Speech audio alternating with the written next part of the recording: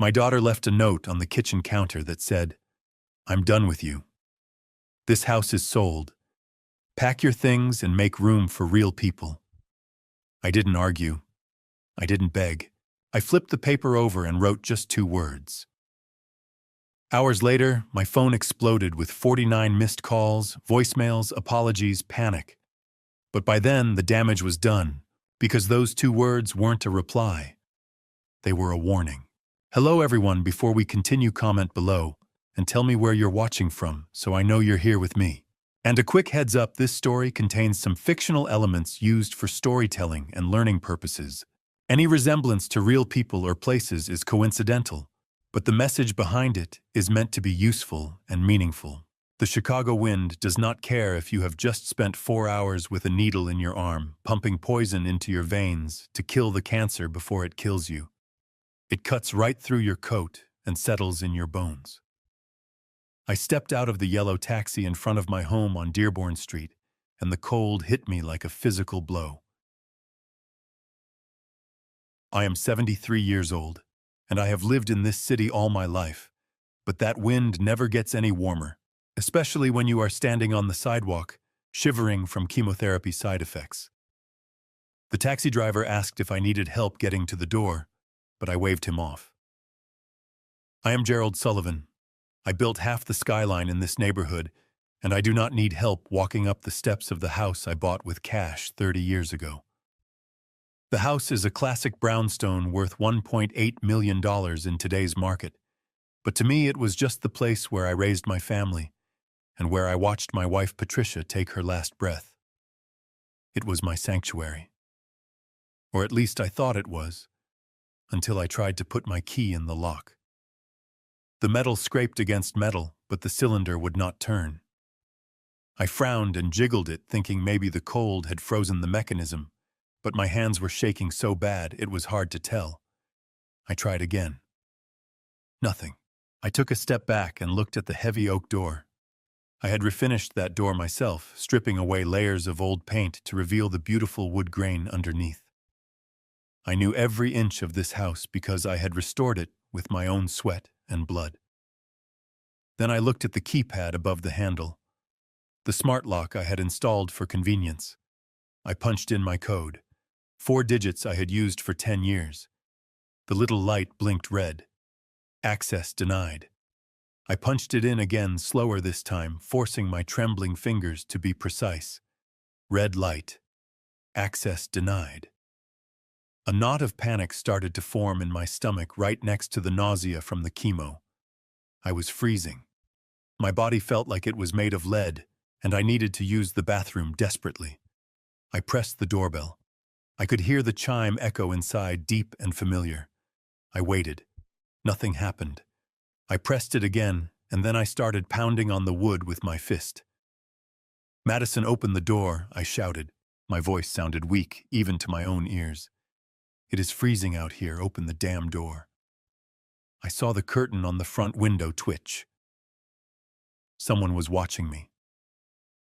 A moment later, I heard the heavy deadbolt slide back, but the door only opened a crack, stopping abruptly as the security chain caught. My daughter Madison peered out through the gap. She was 38 years old and wearing a silk blouse that probably cost more than my first car. Her face was perfectly made up, but her eyes were cold. Colder than the wind biting at my neck. "Dad," she said. Her tone was flat, impatient, like I was a door-to-door salesman interrupting her dinner. "What are you doing here?" "What am I doing here?" I repeated incredulously. "I live here, Madison. I just got back from the clinic." "Let me in. I need to sit down. I need the bathroom." She did not move to undo the chain. In fact, she leaned her weight against the door as if to make sure I could not push my way in. "You cannot come in," she said simply. "We are busy." "Busy?" I coughed, and the spasm sent a sharp pain through my chest.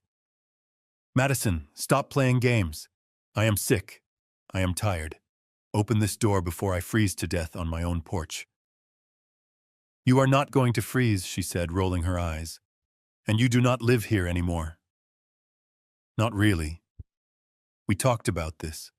We never talked about anything like this.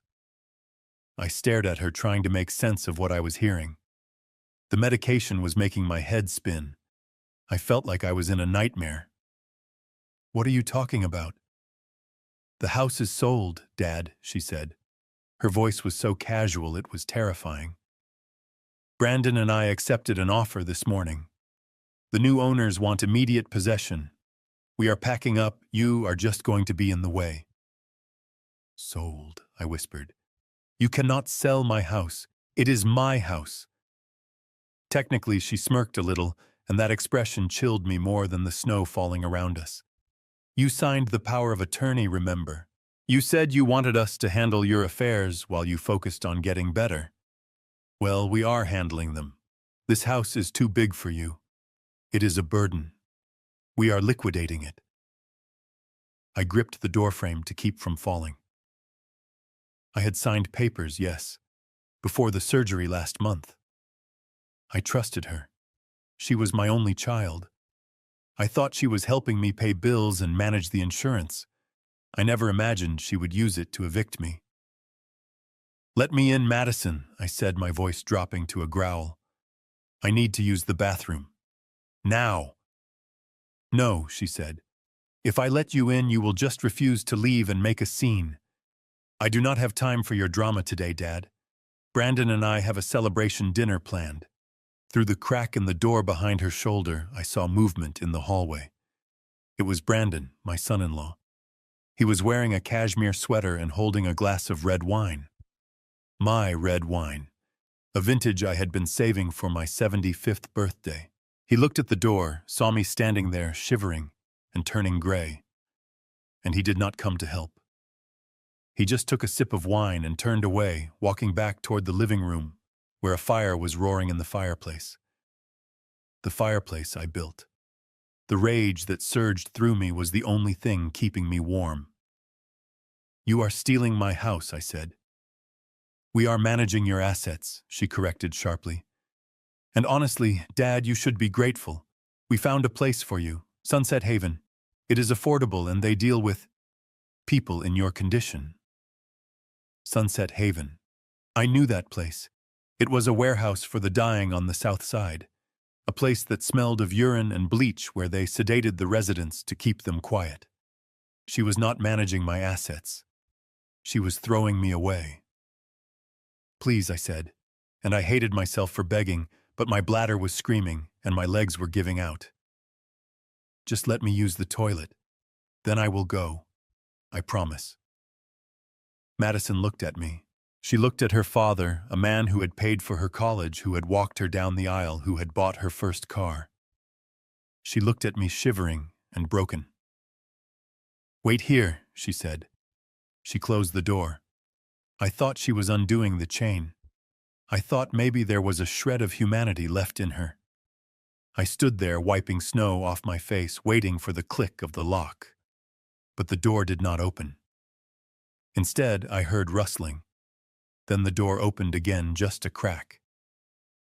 Here, she said. She shoved something through the gap. It was a heavy black plastic trash bag. It hit my chest and fell onto the snowy porch with a thud. What is this? I asked, staring at the bag. Your clothes, she said, and that picture of Mom you keep on the nightstand. The rest of the stuff goes to the estate sale tomorrow. And then she slapped a sticky note onto the front of the door, right at my eye level. It was bright neon yellow. Read it, she said, and then get off my property before I call the police for trespassing. She slammed the door. I heard the deadbolt slide home.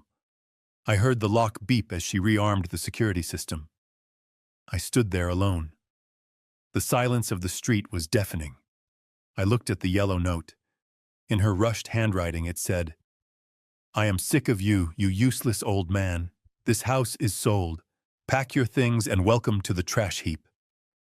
I should have cried. A normal father would have cried. To be betrayed by your own flesh and blood, to be left out in sub-zero temperatures with cancer, eating your insides and your own home locked against you, it is enough to break anyone. But I did not cry. The tears froze before they could form. Instead, something inside me snapped back into place. It was the part of me that had survived Vietnam. The part of me that had survived the recession of 2008. The part of me that had built a construction empire from a single toolbox. I looked down at the black trash bag. My life. My dignity. Stuffed in plastic. I bent down and picked it up. My joints screamed in protest, but I forced them to work. I was not going to die on this porch. I was not going to give her that satisfaction. I turned to leave, but then I saw it. Madison's brand new Range Rover parked in the driveway. It was gleaming white, spotless. A gift I had helped her with the down payment for just last Christmas. I reached into my coat pocket. My fingers brushed against my pill bottles, but that was not what I was looking for. I found it. My black industrial Sharpie. I never went anywhere without it. A habit from 40 years on job sites. I walked over to the Range Rover. The wind was howling now, blinding me with snow, but my hand was steady for the first time all day.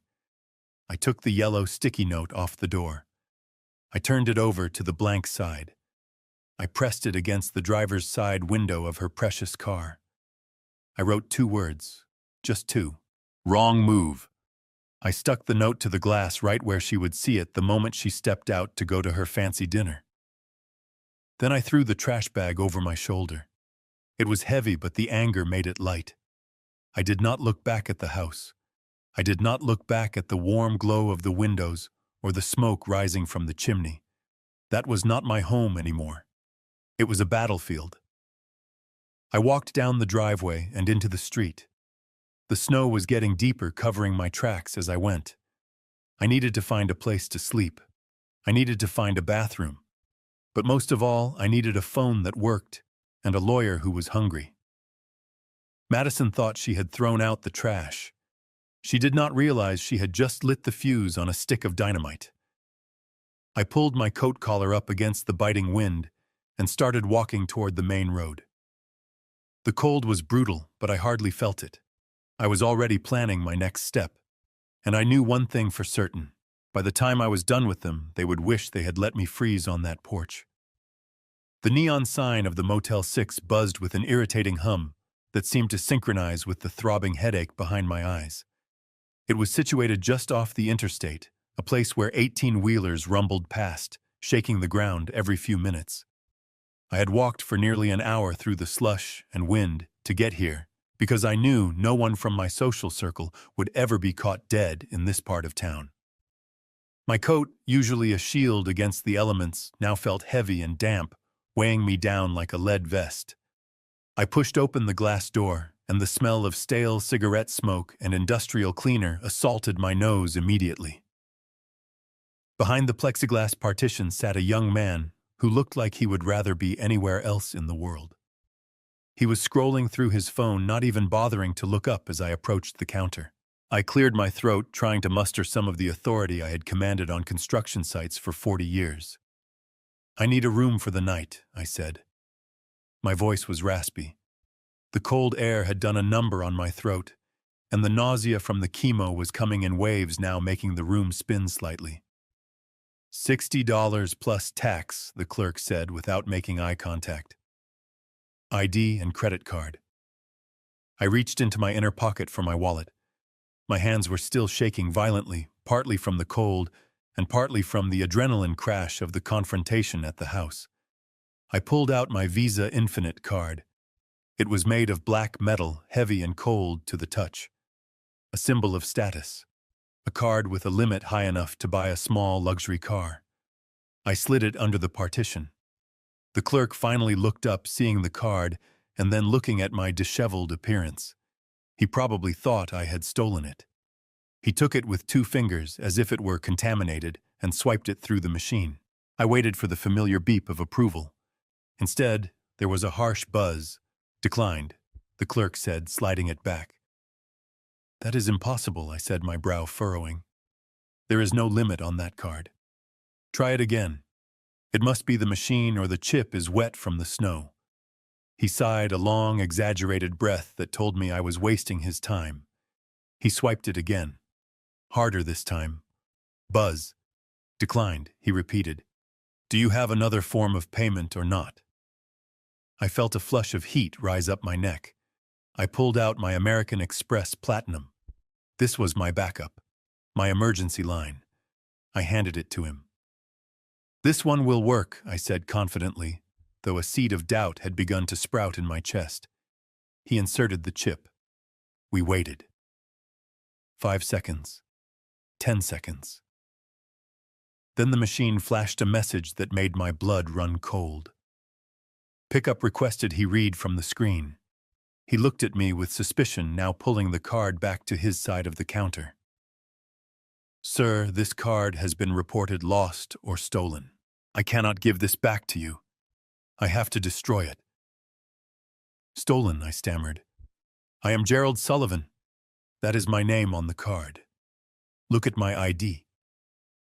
It does not matter what your ID says, the clerk said, reaching for a pair of scissors. The system says it is stolen. Do you have cash or are you leaving? I stared at him, watching as he cut my platinum card in half. My lifeline. Gone. I stepped back from the counter, my heart hammering against my ribs like a trapped bird. Give me a minute, I said. I moved to the corner of the lobby near a vending machine that hummed almost as loudly as the sign outside. I pulled out my phone. My fingers were numb, making it hard to navigate the touch screen. I dialed the priority service number for my bank. Usually they pick up on the first ring for a client of my standing. Today I was put on hold. The elevator music played a cheerful tune that felt like a mockery of my situation. Finally, a woman answered. Gerald Sullivan accounts. This is Jennifer. How can I help you today, Mr. Sullivan? Jennifer. I said, trying to keep my voice steady. I am at a motel and my cards are being declined. One was just confiscated. What is going on with my account? I have been a client for 30 years. This is unacceptable. One moment, please let me check your file, she said. I heard the clicking of a keyboard. The silence stretched on for what felt like an eternity. Then her voice returned, but the professional warmth was gone, replaced by a confused hesitation. Mr. Sullivan, I see here that a transfer was initiated this morning.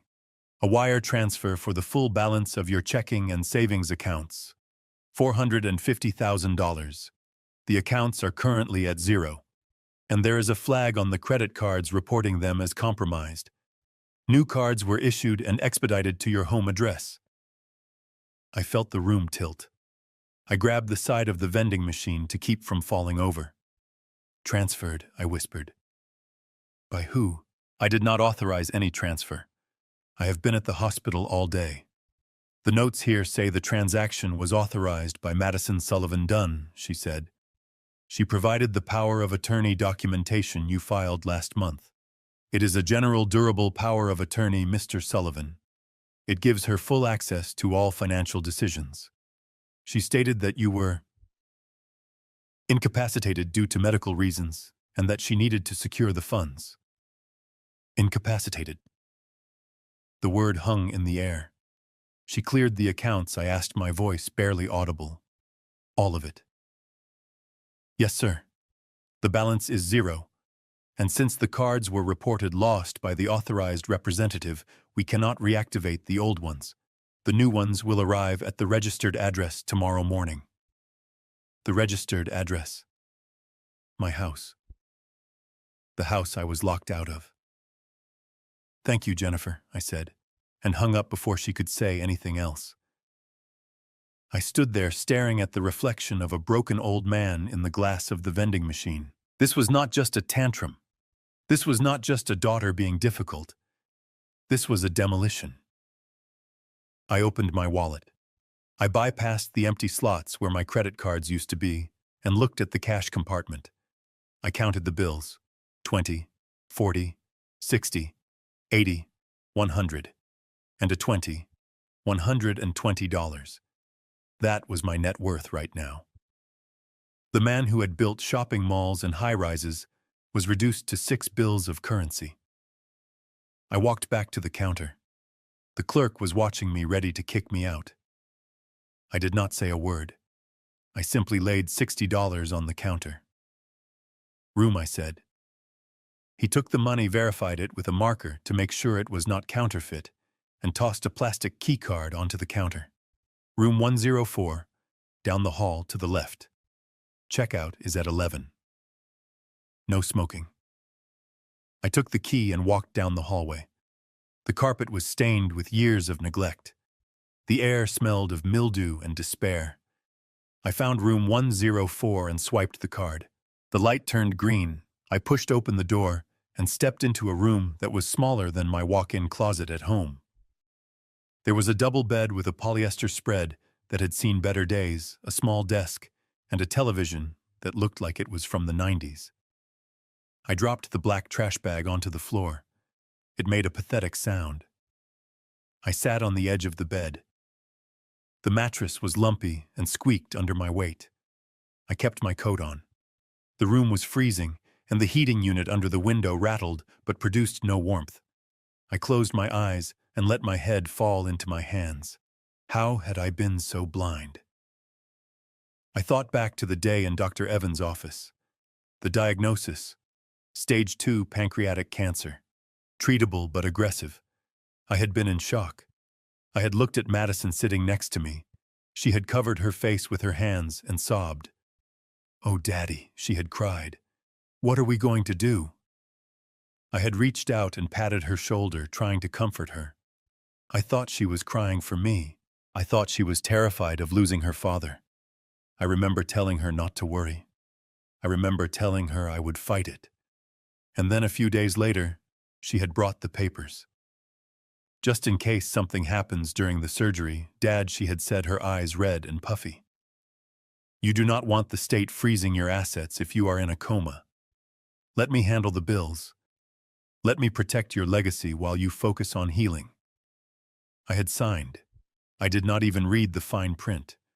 I signed because she was my little girl. I signed because I was scared of dying, and I wanted to believe that someone had my back. But she had not been crying for me.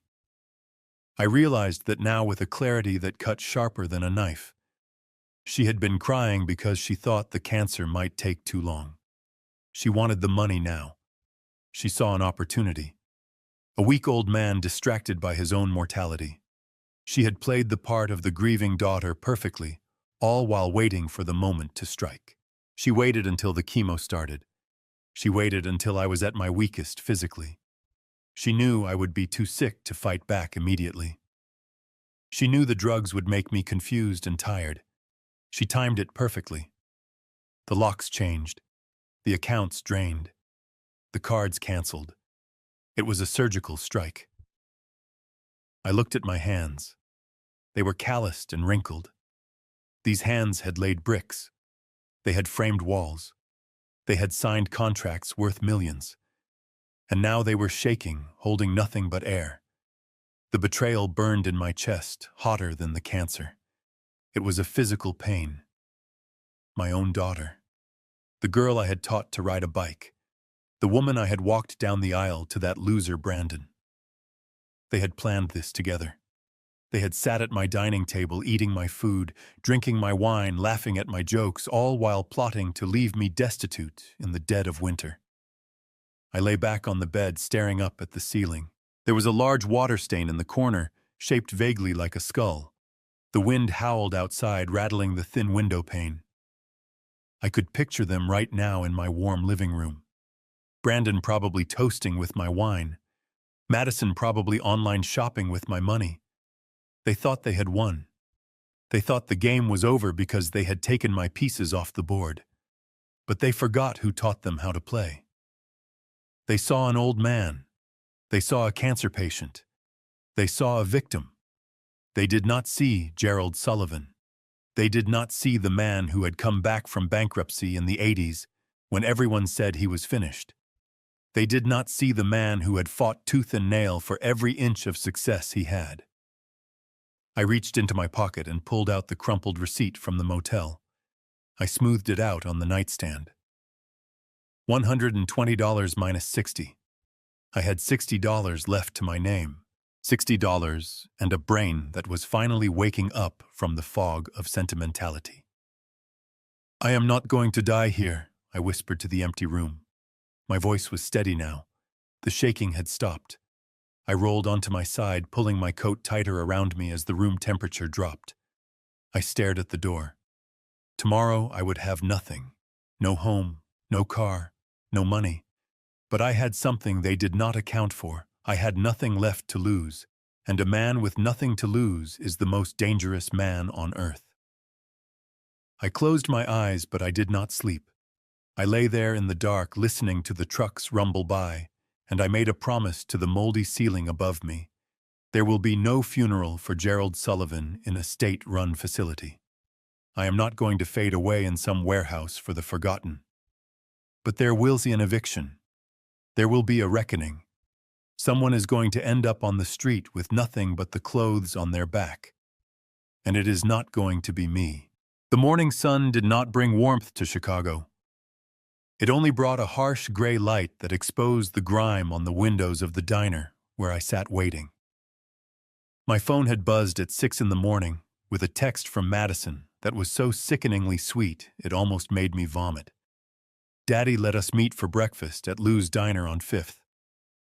I want to explain everything and make sure you are okay. Love you. Love. That word looked alien on the screen, coming from the same person who had left me to freeze on a porch less than 24 hours ago. I was sitting in a booth with cracked red vinyl upholstery, nursing a cup of coffee that tasted like burnt rubber and cost $2. It was all I could afford to waste. My stomach was still churning from the chemotherapy and the hunger, but I knew I had to keep my wits sharp. I watched the door. At 8:15, exactly, the bell above the entrance jingled and they walked in. Madison was wearing a beige trench coat that was belted tightly at the waist and oversized sunglasses that she did not take off immediately. Behind her trailed Brandon. He looked like a man who had not slept in a week despite his expensive grooming. He was wearing a suit that was too blue and too tight, the kind that real estate agents wear when they are trying to convince you they are successful. But what caught my eye immediately, what made my blood boil in my veins, was the glint of steel and ceramic on his left wrist. As they slid into the booth opposite me, Brandon adjusted his cuffs, and there it was, a Rolex Daytona with a white dial. I know watches.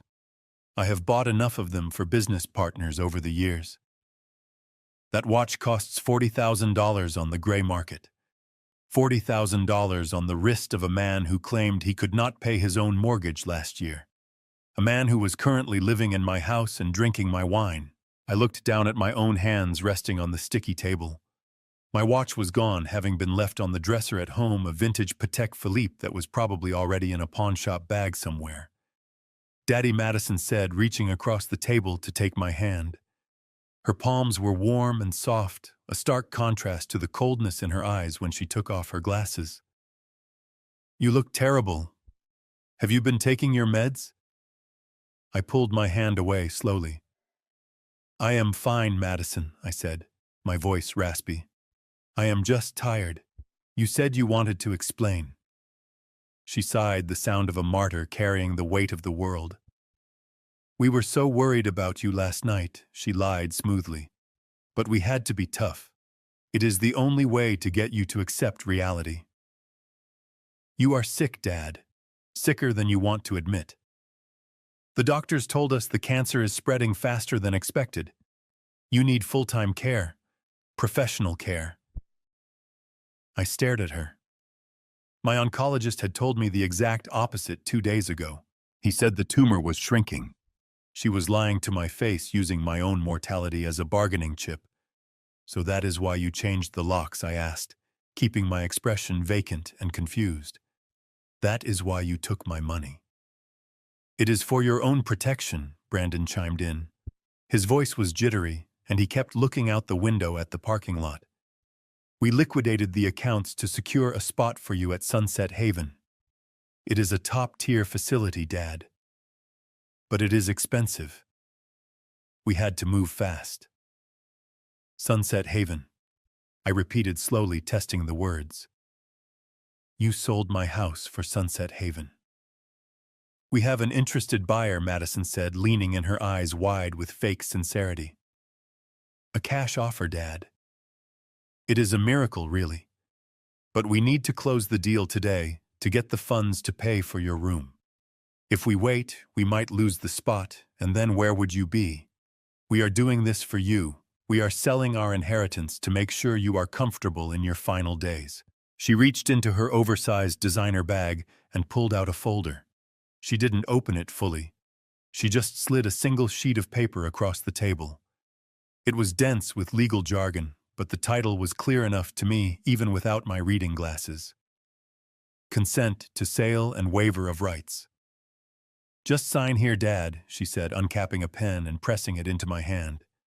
This just tells the lawyers that you agree with the plan, that you want us to take care of you.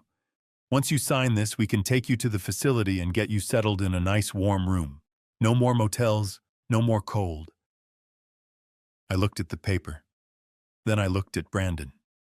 He was not looking at me. He had his phone on the table face up, and he was staring at it with an intensity that was almost manic. His leg was bouncing up and down under the table, shaking the booth. Is something wrong, Brandon? I asked, letting my voice quaver like a senile old man. You seem nervous. He snapped his head up. What? No. I am just busy. I have meetings. Just sign the paper, Gerald, so we can go. I looked back down at the document. I feigned difficulty holding the pen, letting it slip through my fingers once before gripping it awkwardly. I needed time. I needed to see what was making him sweat in an air-conditioned diner. I do not know, I mumbled, playing the part of the confused geriatric. It is my house. I built the fireplace. Patricia loved that fireplace. Madison's jaw tightened. Mom is dead, Dad, she said, her voice losing some of its sweetness. And you are going to be dead too if you do not let us help you. Stop being stubborn. Think about your legacy. Do you want to die alone in a Motel 6, or do you want to be taken care of? While she was berating me, Brandon's phone lit up. A text message. It was short. The font was large because he had the settings magnified. I have excellent peripheral vision, a skill honed from years of watching for safety hazards on construction sites. The message was from a number saved only as the Turk. It read, Friday is the deadline. I am not patient. 500K or you break. I froze internally. The Turk, I knew that name. Everyone in Chicago construction knew that name. He was not a banker. He was not a legitimate lender. He was a loan shark who operated out of the back of a strip club on the West Side. He lent money to gamblers and desperate idiots who could not get approved by a bank. And if you did not pay him back, he did not send a collection agency. He sent men with baseball bats. Suddenly, the Rolex made sense. The desperation made sense. The rushed sale of a $1.8 million home for a quick cash injection made sense. Brandon had not just failed at business. He had gambled. He had borrowed from the devil, and now the devil was coming to collect. They were not selling my house to pay for my care. They were selling my house to save Brandon's kneecaps. I looked at Madison. Did she know? The desperation in her eyes told me she did. She was willing to throw her own father into a warehouse to die just to cover her husband's gambling debts. Dad signed the paper, she hissed, pushing the document closer. Now. I took a deep breath. I let my hand shake visibly. I lowered the pen to the paper. Okay, I said softly. Okay. I want to be safe. I pressed the pen to the signature line. But I did not sign Gerald Sullivan. Not the way I signed my checks. Not the way I signed the deed to the house 30 years ago. My real signature has a distinctive loop on the G and a sharp underline beneath the whole name. It is muscle memory. Instead, I let my hand wobble. I wrote a jagged, messy scrawl that barely resembled my name. I missed the line slightly. To the untrained eye, it looked like the signature of a weak, dying man. But to a forensic handwriting expert or a judge, it would look like exactly what it was. A signature made under duress or by a person who was not of sound mind. Or better yet, simply a forgery that did not match the specimen on file. There I whispered, dropping the pen. "Is that okay?" Brandon snatched the paper before the ink was even dry. He stared at it, and a grin broke across his face that was pure predatory relief.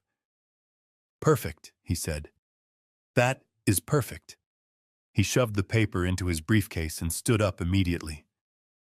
"We have to go," he said to Madison, checking his watch again. "The title company is waiting." Madison stood up too. She looked at me, and for a second, just a fleeting second, I saw a flicker of guilt. But she crushed it instantly. "Finish your coffee, Dad," she said. "We will come pick you up at the motel tonight to take you to the home. Pack your things." She did not hug me this time. She did not even say goodbye. They turned and walked out of the diner, walking fast, almost running toward her Range Rover. They looked like a power couple closing a big deal. High heels clicking, expensive suits rustling. I watched them go. I watched Brandon pull his phone out as soon as he hit the sidewalk, probably texting the Turk that the money was coming. I picked up my coffee cup. It was cold now, but I drank it anyway. The bitterness was grounding. They thought they had won. They thought they had just secured $1 million payday. They thought I was a confused old man who just signed away his life because he was afraid of the cold. I pulled a $20 bill from my pocket, one of the few I had left, and placed it on the table. A generous tip for a $2 coffee, but I felt generous. I felt alive. I stood up and buttoned my coat. The nausea was gone. The fatigue was gone, replaced by a cold, hard clarity. They were not just bad children. They were criminals. And they were stupid criminals. They had just involved a violent criminal organization in their family affairs. I walked to the door and pushed it open. The wind hit me again, but this time I did not shiver. I smelled the exhaust from the trucks on the highway. I smelled the grease from the kitchen. But mostly, I smelled fear. I knew that smell. I had smelled it on men before they fell from high beams. I had smelled it on competitors right before they went bankrupt. Brandon was terrified. And he should be. But not of the Turk. He should be afraid of me. I stepped out onto the sidewalk and turned in the opposite direction of the motel. I was not going back to room 104. I had a phone call to make to a lawyer who I knew hated bullies as much as I did. "You are playing with the big boys now, Brandon," I whispered to the empty street. "And you just folded your hand." The office of Jenkins and Associates was located on the 42nd floor of a glass tower on Wacker Drive overlooking the river. It was a world away from the grime of the Motel 6 and the grease of the diner. Here the air smelled of expensive mahogany polish and fresh espresso. I walked past the receptionist who looked ready to call security on the disheveled old man standing in her lobby until Sarah Jenkins herself burst out of the conference room. "Sarah is the daughter of my best friend from the Army, a man who took a bullet meant for me in 1971. I paid for her law school tuition anonymously, though I suspect she always knew. She is 32 years old, sharp as a tack, and has a tolerance for nonsense that is lower than mine. When she saw me standing there in my wrinkled coat with dark circles under my eyes, she did not say a word.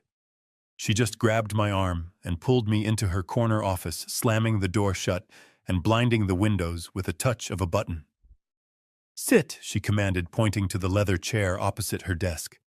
She poured a glass of water from a crystal carafe and shoved it into my hand. "You look like hell, Uncle Jerry. I thought you were recovering at home. Why are you here looking like a homeless person?" I drank the water in one gulp.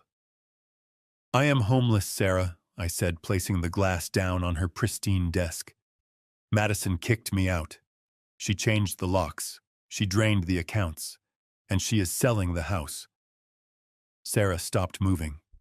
She stood perfectly still behind her desk, her eyes narrowing into dangerous slits. She did not ask if I was joking. She knows Madison. She knows Brandon. She knows that sharks do not change their nature just because they are related to you. She sat down slowly and opened her laptop. Tell me everything, she said, and do not leave out a single detail. I told her. I told her about the freezing porch, the trash bag the night at the motel, and the meeting at the diner. I told her about the power of attorney I signed when I was scared of the surgery. I told her about the Rolex and the text message from the Turk. When I finished, Sarah was silent for a long moment. Then she started typing. Her fingers flew across the keyboard with a violence that matched the anger radiating off her. "Give me a minute," she muttered. "I am pulling up the Cook County Recorder of Deeds database. If they are selling the house, there has to be a paper trail. You cannot just sell a property overnight without filing something, especially if the owner is not the one signing the listing agreement." I watched her face as she scrolled through the records. The blue light from the screen illuminated her features, which were usually calm and composed, but were now twisted in disbelief. "Found it," she whispered. Her voice was ice cold. "Oh, that little witch. She actually did it." "What did you find?" I asked, leaning forward, though the pain in my back protested the movement. She turned the monitor around so I could see. It was a digital copy of a document filed just 4 days ago. The header read, "Quitclaim Deed."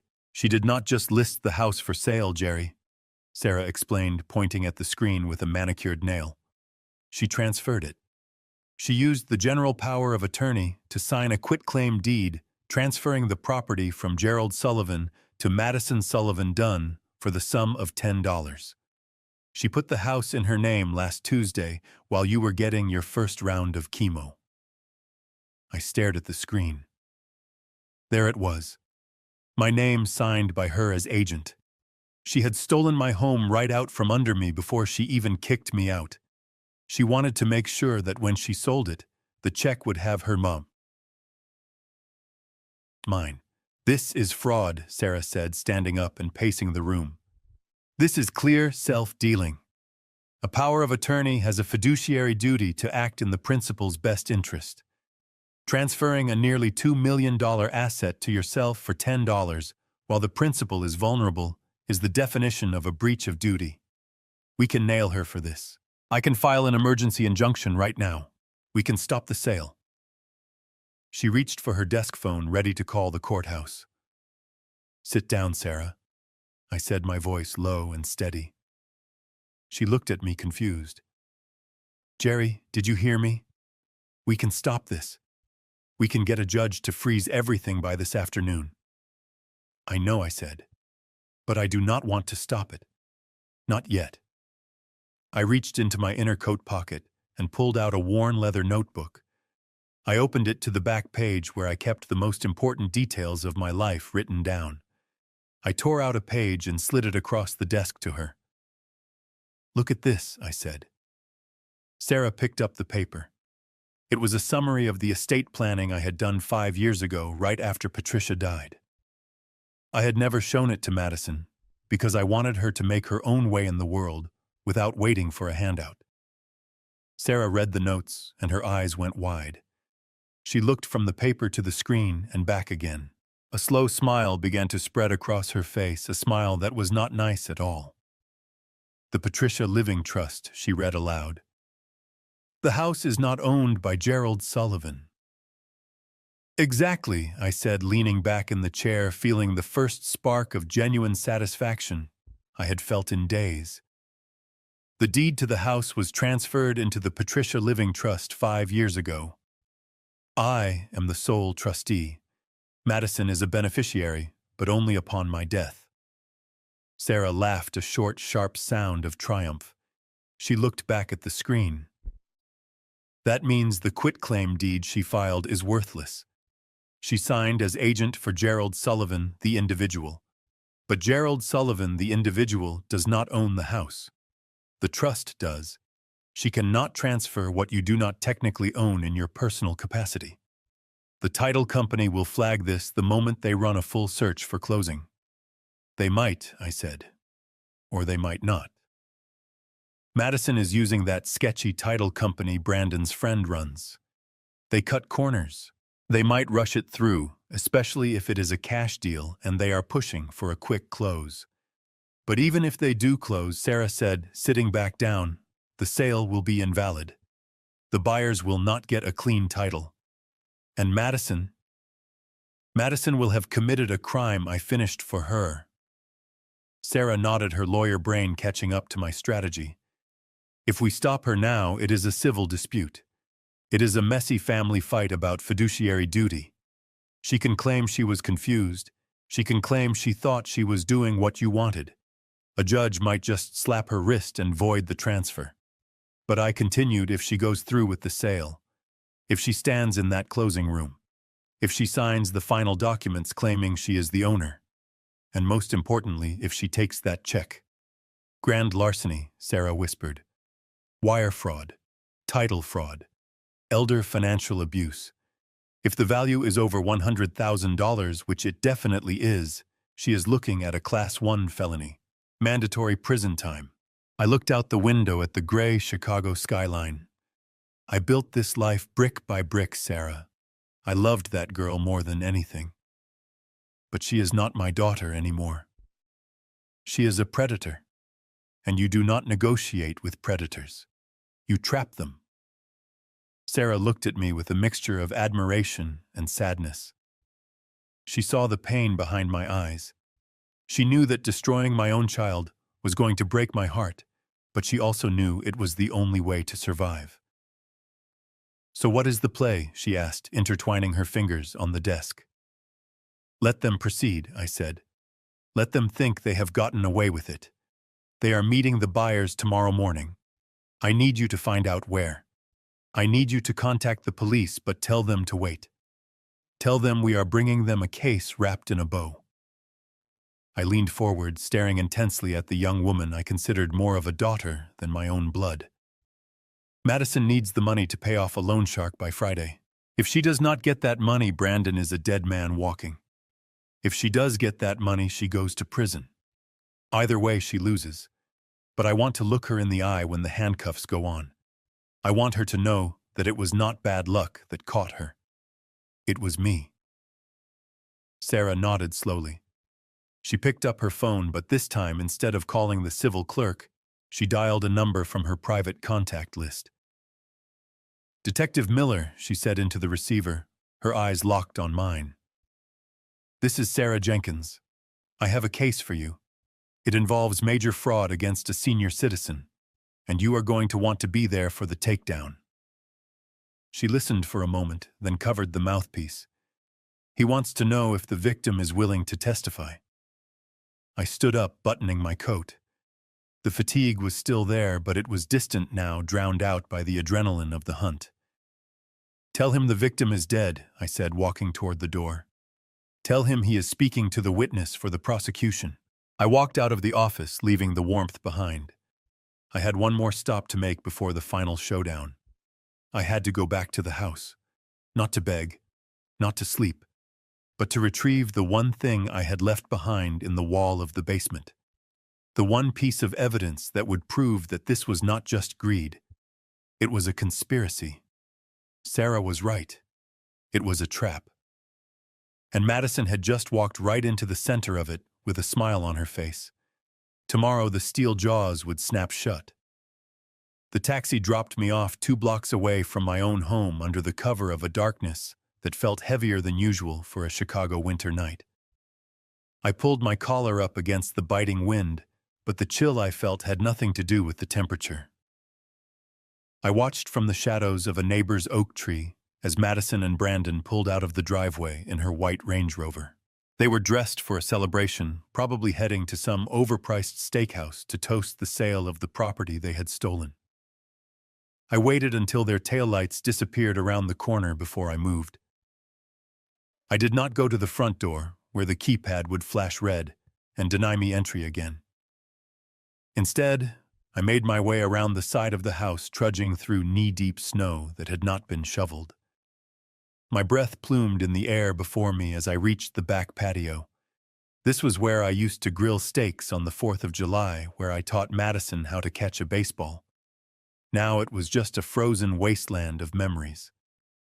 I knelt down near the foundation behind the large ceramic planter that held a dead frozen geranium. My knees cracked and popped a painful reminder of my age and my illness, but I ignored it. I brushed away the snow and felt for a specific brick in the retaining wall. To anyone else it looked like part of the mortar, but I knew better. I had laid this brick myself 30 years ago. I pushed on the left corner and it pivoted slightly, revealing a small, hollow space behind it. Inside, wrapped in plastic, was a single brass key. It was the master key to the service entrance in the basement, a door that had not been opened in a decade. My hands were shaking as I slid the key into the lock, but it turned with a smooth, satisfying click. The door groaned as I pulled it open, and I slipped inside, closing it quickly behind me to shut out the howling wind. The silence of the basement enveloped me. It smelled of damp concrete and cedar, the same smell it had possessed for 30 years. I stood there for a moment in the dark, letting my eyes adjust. I was an intruder in the castle I had built. I moved quietly up the stairs, avoiding the third step that always creaked. I knew the anatomy of this house better than I knew the back of my own hand. I emerged into the kitchen, and the sight that greeted me made my stomach turn. The house was not just being sold, it was being gutted. Boxes were stacked everywhere. The paintings were gone from the walls, leaving behind pale, rectangular ghosts on the wallpaper. My favorite armchair was covered in plastic. The china cabinet was empty. They had worked fast, efficiently, erasing 40 years of history in less than 2 days. It was surgical and heartless. They were not just moving, they were fleeing. I walked through the living room, my footsteps muffled by the thick Persian rug they had not yet rolled up. I headed straight for my study. This room had always been my sanctuary. It was where I drafted blueprints, where I balanced the books, where I sat and drank scotch when the weight of the world got too heavy. Now the mahogany desk was bare, stripped of my family photos and my antique lamp. But in the corner behind a heavy velvet curtain stood the safe. It was a Diebold floor model, a beast of steel and concrete that weighed half a ton. It was older than Madison. It did not have a digital keypad or a fingerprint scanner. It had a mechanical dial that required a delicate touch and patience, things neither my daughter nor her husband possessed. They were the generation of instant gratification. They probably looked at this relic and assumed it was empty or too much trouble to crack. I knelt before it. My fingers found the cold steel of the dial. Right 4 turns to 32. Left 3 turns to 10. Right 2 turns to 55. Left to 0. I felt the tumblers fall into place, a series of vibrations that traveled up my arm. I turned the handle and the heavy steel door swung open on silent hinges. The safe was not empty. Inside, stacked neatly, were the documents they thought were secure. They had used my safe to hide their secrets, assuming the old man would never get back in. I reached in and pulled out a thick manila envelope. I sat down on the floor, my back against the cold wall, and turned on the small flashlight I had brought with me. The first document I pulled out was a promissory note. It was not from a bank. It was handwritten on plain paper, but the terms were terrifyingly clear. Brandon Dunn acknowledges a debt of $500,000 to verify the account of Mr. Vargos. Vargos. That was the Turk's real name. The interest rate was astronomical, compounding weekly. I flipped through the attached pages. They were printouts of transaction logs from a cryptocurrency exchange. Brandon had not just lost money, he had incinerated it. He had leveraged everything betting on coins that went to zero overnight. And then to chase his losses, he had borrowed from the kind of people who break legs for sport. I felt a surge of disgust, but no surprise. I had always known Brandon was a fool, but I never realized he was a suicidal one. I put those papers aside and pulled out the next stack. These were eviction notices, but not for this house. They were for Madison's real estate brokerage office downtown. Past due rent for 6 months. Final notice before lockout. There were also letters from the licensing board regarding complaints of commingling funds. My daughter, the successful realtor, was a fraud. Her business was a shell game, and it was collapsing around her ears. She wasn't selling my house to pay for my care. She wasn't even selling it just to pay Brandon's debt. She was selling it because she was broke, destitute. They were both drowning, and they had decided to use my life raft to save themselves. But the final item in the envelope was the one that made my blood run cold. It was a travel itinerary. 2 tickets on Air France, one way. Chicago O'Hare to Charles de Gaulle, Paris. Departure date Sunday night at 11:30 p.m. Sunday. That was 3 days from now. The plan became crystal clear in the beam of my flashlight. They were going to sell the house on Friday, get the cash wire transfer on Monday morning, and be on a plane before the check even cleared. They were going to take the money, leave me to rot in a state facility, and leave Brandon's loan shark hunting for a ghost. They were running. They were going to abandon everything, including me, to start a new life in Europe with my money. I sat there in the dark, clutching the tickets. The betrayal was absolute. It wasn't just greed anymore. It was malice. They were willing to destroy my entire existence just to escape the consequences of their own stupidity. They were going to leave me here alone, sick and homeless, while they drank champagne in Paris. I took out my phone and snapped photos of every document. The debt, the eviction, the tickets. I sent them immediately to Sarah's encrypted server. Then I carefully placed the papers back into the envelope and put it back in the safe. I closed the heavy door and spun the dial, locking their secrets away again. I wanted them to think they were still safe. I wanted them to walk into that closing meeting thinking they had won. I stood up, using the desk for support. My legs were trembling. I needed to get out. I needed to get back to the motel and rest before the final battle. I turned to leave the study, but suddenly headlights swept across the front window, illuminating the room in a blinding flash. The crunch of tires on the snow in the driveway was loud in the silence. I froze. They were back. Why were they back so early? It was barely 9 o'clock. I heard the garage door rumble open, then the sound of voices, not just 2 voices, 3. I moved to the window and peered through the slat of the blinds. Madison and Brandon were getting out of the car, but they were with a man I didn't recognize. He was tall, wearing a long wool coat, and carrying a sleek leather portfolio. "We can show you the structure tonight," Madison was saying, her voice carrying through the cold air. "The lighting is actually better in the evening to see the finishes. We want to be ready for the signing tomorrow." They had brought the buyer's agent. They were doing a final walkthrough tonight. Panic seized my chest. I could not go back out the basement way. The door to the basement was in the kitchen, and that was exactly where they were heading. If I tried to run now, they would see me.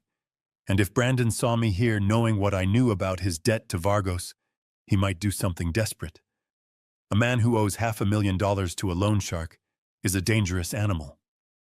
I heard the front door beep and unlock. "So this is the foyer," Madison said, her voice echoing in the hallway. High ceilings, original molding. I was trapped. The study was right off the living room. There was no other exit. I looked around frantically. My eyes landed on the closet in the corner. It was a small walk-in closet where I used to keep my winter coats and my old construction gear. It was the only place in the house they hadn't touched yet, because Madison thought it smelled like old dust and didn't want to ruin her manicure moving the heavy boxes. I scrambled across the room, my heart hammering against my ribs so hard I thought it would crack them. I pulled open the closet door and squeezed inside, pushing myself back behind a row of heavy wool coats that still smelled of my cologne and sawdust. I pulled the door shut just as the study door creaked open.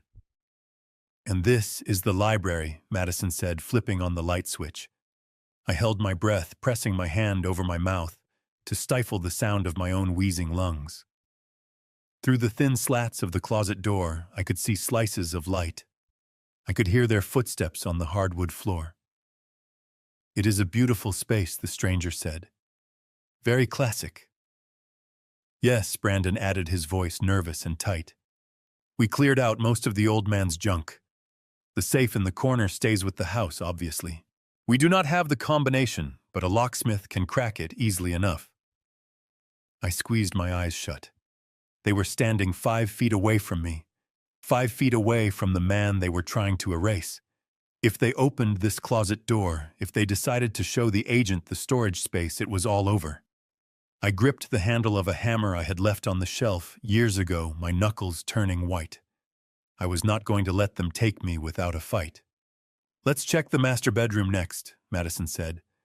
"The view of the garden is lovely." I waited. The seconds stretched into hours. Then I heard the footsteps retreat. The light clicked off. The door closed.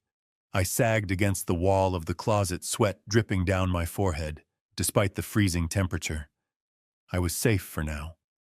But I was trapped in my own home, hiding like a criminal, while the real thieves gave a tour of their loot. I waited in the dark, listening to them move upstairs. I knew I had to wait until they left, or until they went to sleep. It was going to be a long night. But as I touched the cold steel of the hammer in my hand, I felt a grim resolve harden within me. Let them have their tour. Let them dream of Paris. Because tomorrow when they wake up, they are going to find out that the old man in the closet has a very long memory, and he is done playing nice. I pressed my back against the rough plaster wall of the closet and tried to will my heart to stop hammering against my ribs. The space was tight, filled with the smell of mothballs and old cedar, a scent that used to remind me of winter coats and holiday visits, but now smelled like a tomb. I was surrounded by the ghosts of my past heavy wool trenches I wore on job sites, flannel shirts from weekends at the lake, and a tuxedo I had not worn since Patricia's funeral. Through the thin wooden slats of the louvered door, I could see slices of the master bedroom. It was a room I had designed with my own hands, positioning the windows to catch the morning sun just the way my wife liked it. Now it was occupied by two people plotting my destruction. Madison and Brandon walked into the room, and I flinched as they tossed their heavy winter coats onto the bed. The mattress creaked, a familiar sound that felt like a violation. They did not sit down. They were too wired, too full of nervous energy. Brandon began to pace. I could see flashes of his expensive Italian loafers scuffing back and forth across the hardwood floor. He was wringing his hands, a gesture of weakness I had seen 1,000 times before, but never with such lethal stakes. "Are you sure about the signature, Maddie?" he asked, his voice trembling. It was high and thin, tight with panic. The agent at the title company looked at it for a long time. He held it up to the light. "If they run a verification against the deed on file, we are dead. You know what Vargos said. If I do not have the cash by noon on Monday, they are not just going to break my legs. They are going to put me in a boat and dump me in the Chicago River." I held my breath. Vargos. Hearing the name spoken aloud in my own bedroom made the danger real. These were not just bad financial decisions. These were life and death consequences brought into my sanctuary. Madison laughed. It was a sound that chilled me to the bone, not because it was evil, but because it was so utterly devoid of empathy. She sounded annoyed, like a mother tired of comforting a whining child. "Relax, Brandon," she said, and I could hear the click of her heels as she walked to the vanity. "The old man is senile. Did you see his hands shaking at the diner? He could barely hold the pen." I told the agent it was Parkinson's coupled with the chemo. They just want their commission. It is a cash deal closing in 48 hours. They are not going to look too hard at a messy signature when there is a $50,000 commission check waiting for them. But what if he talks Brandon pressed? What if he figures out what we are doing? He is sick, Maddie, but he is not stupid. He built this house. He knows people. He knows nobody, she snapped. Who is he going to call? His lawyer is dead. His friends are all in Florida or in the ground. I have his phone monitored. I have his bank accounts drained. He is powerless, Brandon. He is just a sick old man who is confused and scared. By the time he realizes what is happening, we will be over the Atlantic. I slowly reached into my pocket, my hand moving with the stealth of a soldier. I withdrew my phone. The screen was dim, but I could see the red button of the voice recorder app. I pressed it. The timer started counting up. 1 second, 2 seconds. I held the microphone close to the gap in the door slats. So what is the timeline exactly? Brandon asked, his pacing slowing down slightly as her confidence seemed to bolster him. We drop him at Sunset Haven tomorrow night, she said casually, as if discussing dropping off dry cleaning. I paid for 3 months up front with the cash I pulled from his savings account. It was the cheapest package they had shared. Room no private nurse. 3 months, Brandon repeated. And then what? Then nothing, she said. By the time the money runs out and the facility kicks him to the curb, we will be settling into the apartment in the Marais. We will be in Paris, Brandon drinking wine and forgetting this miserable winter. When the payments stop, Sunset Haven will make him a ward of the state. He will go into the indigent care system. He had a good life. He lived longer than most. Now it is our turn. We deserve this. We deserve to be happy without his dead weight dragging us down. I closed my eyes in the dark. A single tear leaked out, hot and angry, but I wiped it away instantly. My daughter, my flesh and blood. She was not just stealing my money. She was sentencing me to a slow, lonely death in a state-run warehouse just so she could live in luxury in France. The cruelty was so calculated, so casual, that it took my breath away. Whatever guilt I had felt about trapping them, whatever hesitation I had about sending my only child to prison, evaporated in that musty closet. They had crossed a line from which there was no return. They were not family anymore. They were targets. Brandon stopped pacing. I saw his shadow fall across the closet door. The recording was still running, capturing every damning word, but now my heart began to pound so hard I was sure they could hear it. I need to change my shirt, he said, his voice moving closer. I sweat through this one during the showing. I think your dad left some old button-downs in here. I saw a few hanging up when we did the clear-out. No, don't bother, Madison said from across the room. Just wait until we get to the hotel. I just want to get out of this wet shirt, Maddie. It stinks of fear and nervous sweat, he argued. I gripped the handle of the heavy framing hammer I had found on the shelf. It was cold steel wrapped in worn rubber. If he opened this door, if he saw me crouching here in the dark, I knew what would happen. Brandon was desperate. A desperate man facing a loan shark's deadline is capable of anything. If he found me, he would realize the game was up. He would realize I knew everything.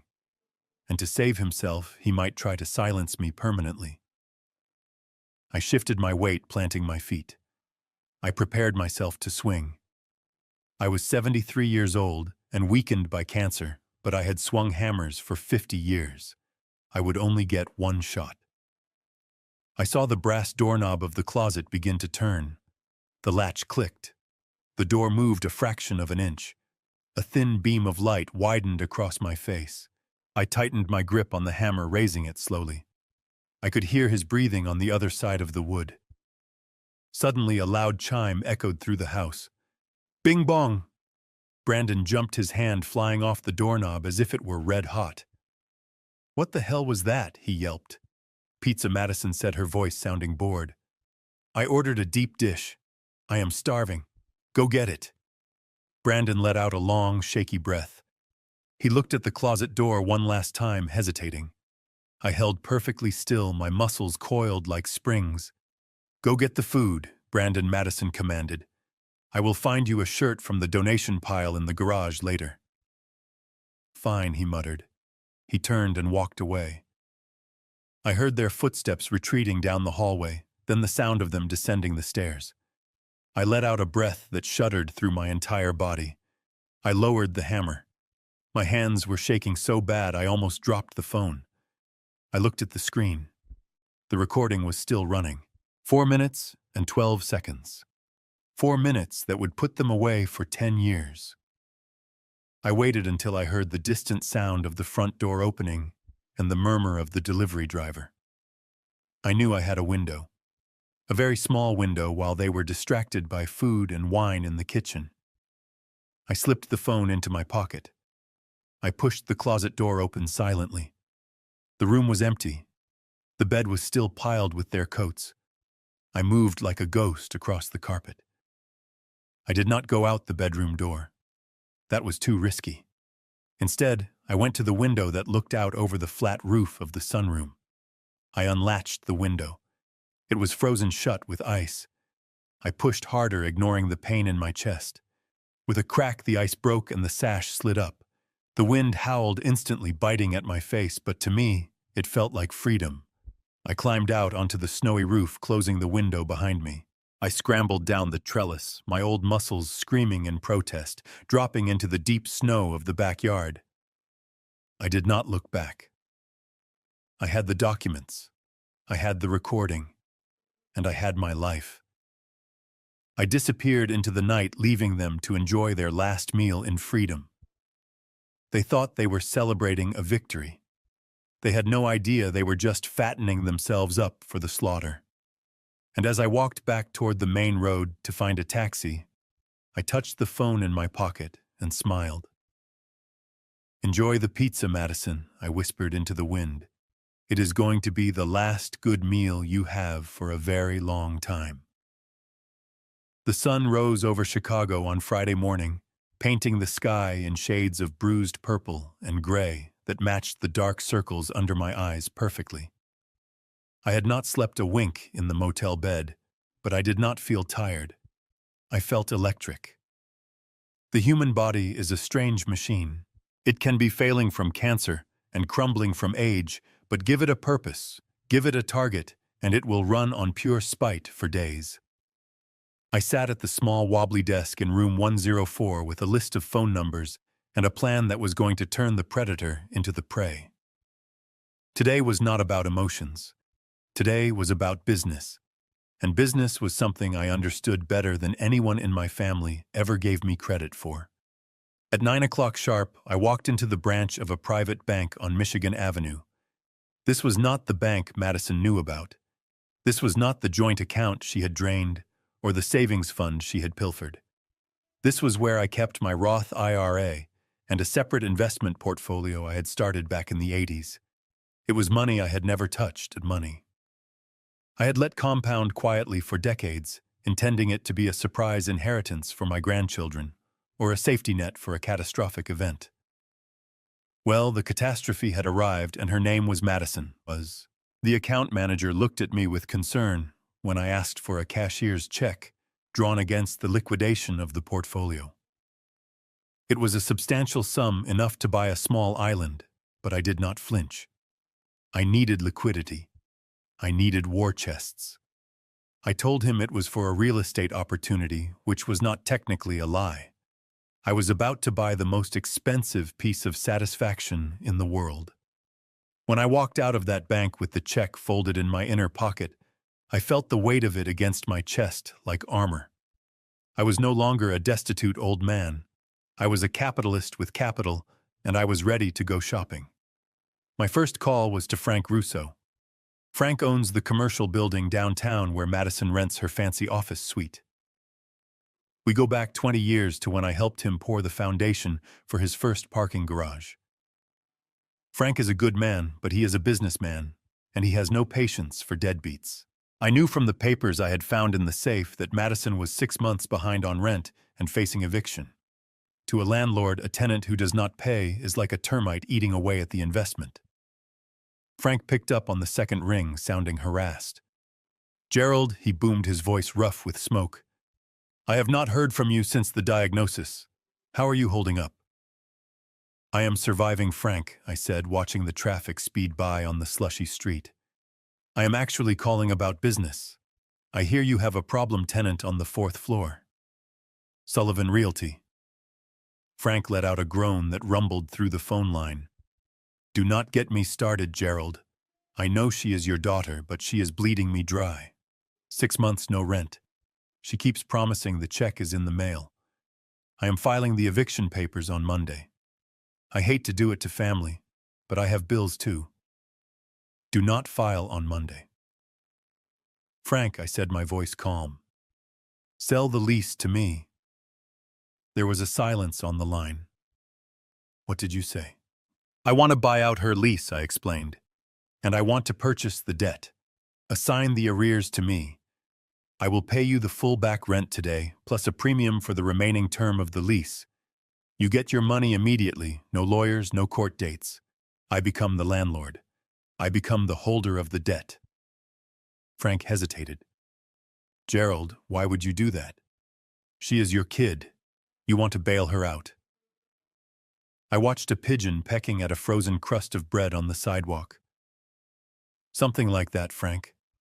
I want to handle it personally. Just send the assignment of debt agreement to my lawyer, Sarah. She will wire you the funds by noon.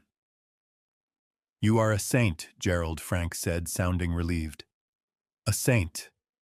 Most fathers would let her sink. I will have the papers over in an hour. I hung up. A saint. The word tasted like ash in my mouth. I was not saving her. I was buying the trap door she was standing on. Now I controlled her professional space. I could change the locks on her office, just like she changed the locks on my home. I could seize her computers, her files, her client list. I owned her career. But that was just the appetizer. The main course was Brandon. I made my way to Sarah's office. She was already waiting for me, her face pale but determined. She had the documents ready. This was the trickier part of the plan. Buying a debt from a legitimate landlord is easy. Buying a debt from a predatory lending agency that operates in the gray areas of the law requires finesse. The debt Brandon owed was held by a shell company called Apex Asset Recovery. It was the corporate front for Vargo's and his loan shark operation.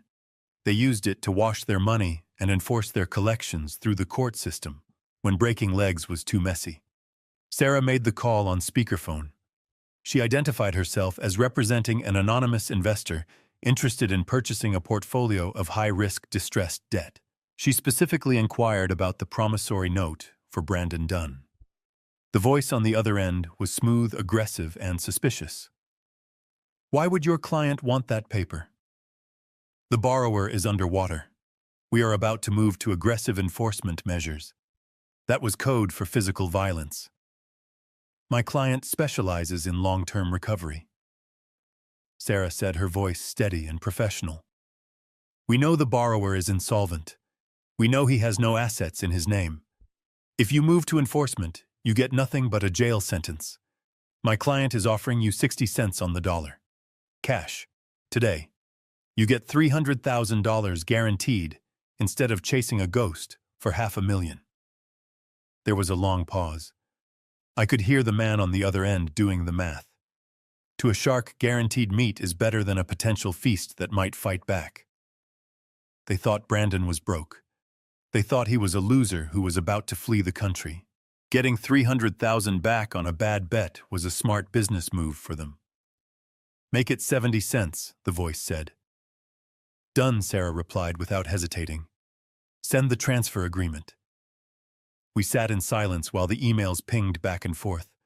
I watched the progress bar on the wire transfer screen. It moved agonizingly slow. This was the majority of my liquid cash. If this went wrong, I would be broke for real. But I did not care. Money is just a tool, and today I was using it to buy a sledgehammer. The confirmation flashed on the screen. Transfer complete. Ownership of the promissory note is assigned to the Patricia Living Trust. I let out a breath I did not know I was holding. It was done. I stood up and walked to the window looking out over the city. The transformation was complete. Yesterday, I was just a father. I was a nuisance. I was a line item in their budget to be erased. Today, I was something else entirely. I was the landlord who held the keys to Madison's office. I was the creditor who held the note on Brandon's life. They owed me over $500,000. They owed me 6 months of rent. And legally, I had the right to demand immediate payment or seize every asset they possessed. They were walking into that closing tomorrow thinking they were about to get a check for $1.8 million. They had no idea that I was going to be the one cashing them out. I am not just their father anymore, I whispered to the glass reflection. I am their owner. Sarah came up beside me and handed me a thick file folder containing all the executed agreements. You know this is going to destroy them, Jerry, she said softly. Once we drop this on the table, there is no coming back. They will be ruined. They destroyed themselves, Sarah, I said, taking the file. I am just the one sweeping up the debris. I left her office and went back to the motel. I needed to prepare. I needed to shave. I needed to iron the one good suit I had managed to salvage from the trash bag. I wanted to look impeccable. As I was steaming the wrinkles out of my white shirt, my phone buzzed on the nightstand. I picked it up. It was a text from Madison. Dad, remember to be at the lawyer's office tomorrow at 9 a.m. sharp. Do not be late. And please try to clean yourself up. Wear something decent. We do not want you looking like a homeless person in front of the buyers. It is embarrassing. I stared at the screen. The audacity was breathtaking. Even now, at the 11th hour, she was worried about appearances. She was worried about being embarrassed by the father she had robbed. She had no idea that the homeless person she was so ashamed of now owned the very ground she stood on. I typed my reply, slowly savoring every letter. I will wear my best suit, Madison. See you at 9. I hit send and tossed the phone onto the bed. I looked at myself in the cracked mirror of the motel room. The man looking back was old and tired, but his eyes were clear. They burned with a cold blue fire. Tomorrow morning at 9 o'clock, the lesson begins, and I was going to make sure they learned it well. The law offices of Sterling and Hightower were located on the top floor of the Hancock Center, offering a view of Chicago that usually cost $1,000 an hour to look at. The conference room was a cavern of glass and polished mahogany designed to intimidate anyone who walked through the double doors. It smelled of lemon polish and the kind of aggressive air conditioning that only rich people seem to enjoy in the middle of winter. Sitting on one side of the massive oval table were Dr. Stephen Evans and his pregnant wife, Rebecca.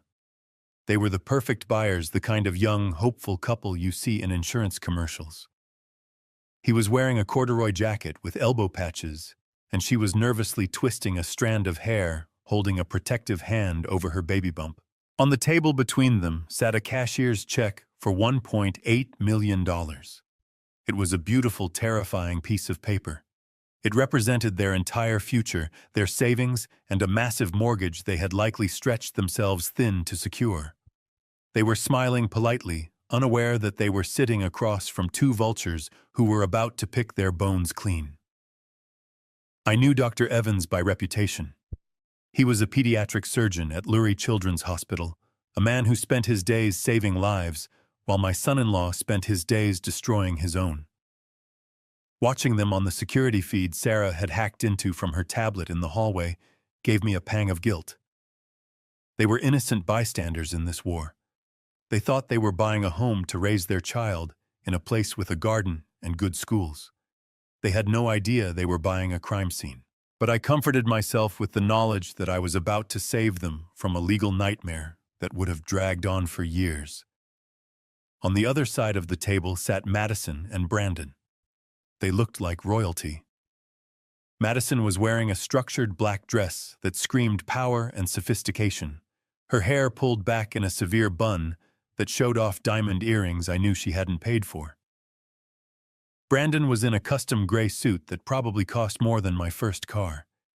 He looked the part of the grieving, dutiful son-in-law, but if you looked closely, you could see the cracks in the porcelain. He was vibrating. His leg was bouncing under the table so hard it was making the water pitcher tremble. He kept shooting glances at the grandfather clock in the corner, checking the time against his Rolex every 30 seconds. The atmosphere in the room was thick with tension, masked as anticipation. The title agent, a man named Mr. Musson Henderson, who looked like he cut corners for a living, was shuffling papers, organizing the stack that would transfer my legacy into Madison's pocket. "We are just waiting for my father," Madison said, giving the buyers a tight, practiced smile. "He is a little slow these days. The medication, you know. It makes him confused about time." "Of course," Rebecca said, her voice full of sympathy. "We are in no rush. It is so hard to let go of a family home. We promise we will take good care of it. We love the garden." Madison nodded, her eyes cold. "Yes, well, he needs the money for his care. It is the best thing for him, really." Brandon leaned in, whispering something to Madison that the buyers couldn't hear, but I could imagine. He was probably asking if I was actually coming. He was probably doing the math in his head, calculating how fast he could get that check to the bank and wire the funds to Vargos before the sun set. He looked like a man who was holding his breath underwater, waiting to break the surface. He pulled a handkerchief from his pocket and dabbed at his upper lip where a sheen of sweat was forming, despite the chill in the room.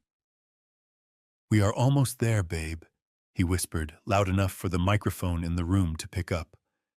"We are going to be rich. Just 10 more minutes." Rich. That word hung in the air like smoke. He didn't see a house. He didn't see a home. He saw a pile of chips on a poker table, and he was ready to cash out. At 9 o'clock, the heavy wooden doors remained closed. I let them wait. I wanted them to sweat. I wanted the anxiety to build in Brandon's chest until it felt like a heart attack. I wanted Madison to check her phone and wonder if her plan had failed. 9:01, 9:03. I adjusted my cufflinks in the hallway. I looked at my reflection in the glass panel. The man looking back was not the shivering invalid from the porch. The man looking back was Gerald Sullivan, the man who had stared down union bosses and mafia enforcers in the 80s. I was wearing an Armani suit I had bought 20 years ago, a classic charcoal wool that fit me a little looser now, but still carried the authority of a general's uniform. My shoes were polished to a mirror shine. My face was clean-shaven, the gray stubble gone, revealing the sharp jawline that Madison had inherited, but clearly did not respect. "Ready?" Sarah asked, standing beside me. She was holding a thick leather briefcase, the weapon that would end their lives as they knew them. Behind us stood 2 plainclothes detectives, Detectives Miller and Kowalski, looking like bored businessmen, but carrying badges that said otherwise. "Let's go to work," I said. "If you're still here, comment confront, so I know you're standing with me and staying to the end.